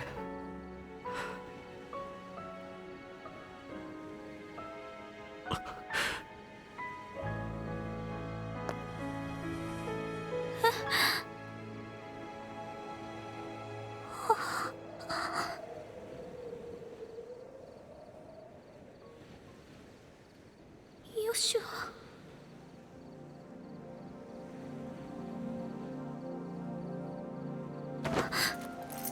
何今の？口私の中に流れて。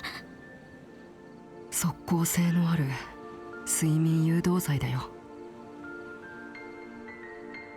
副作用はないから安心して。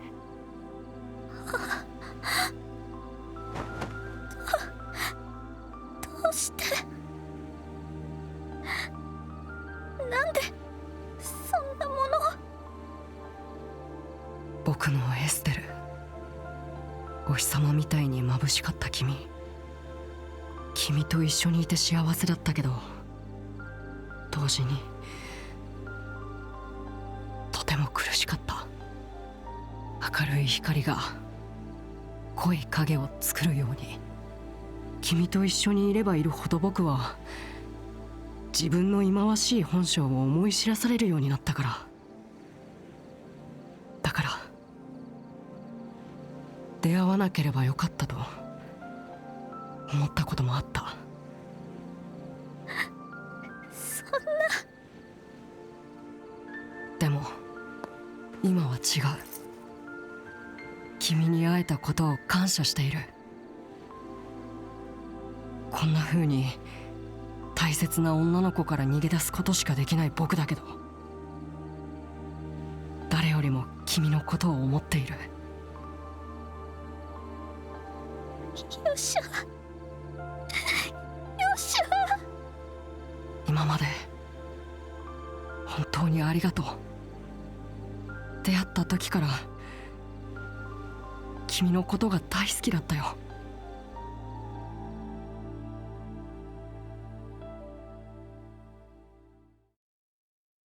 さようなら、エステル。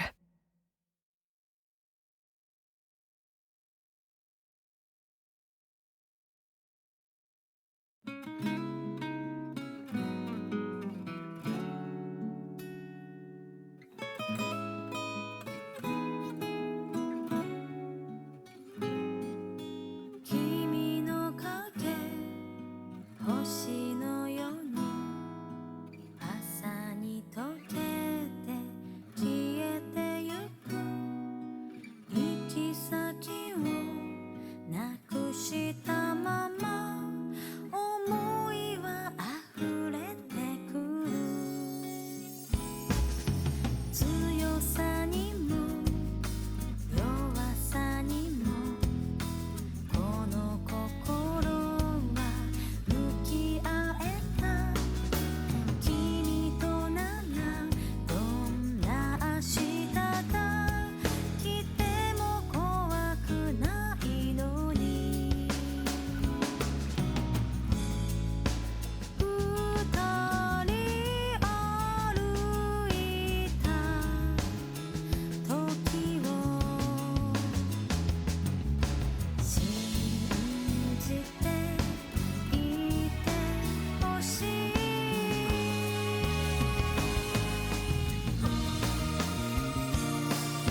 真実も嘘もなく夜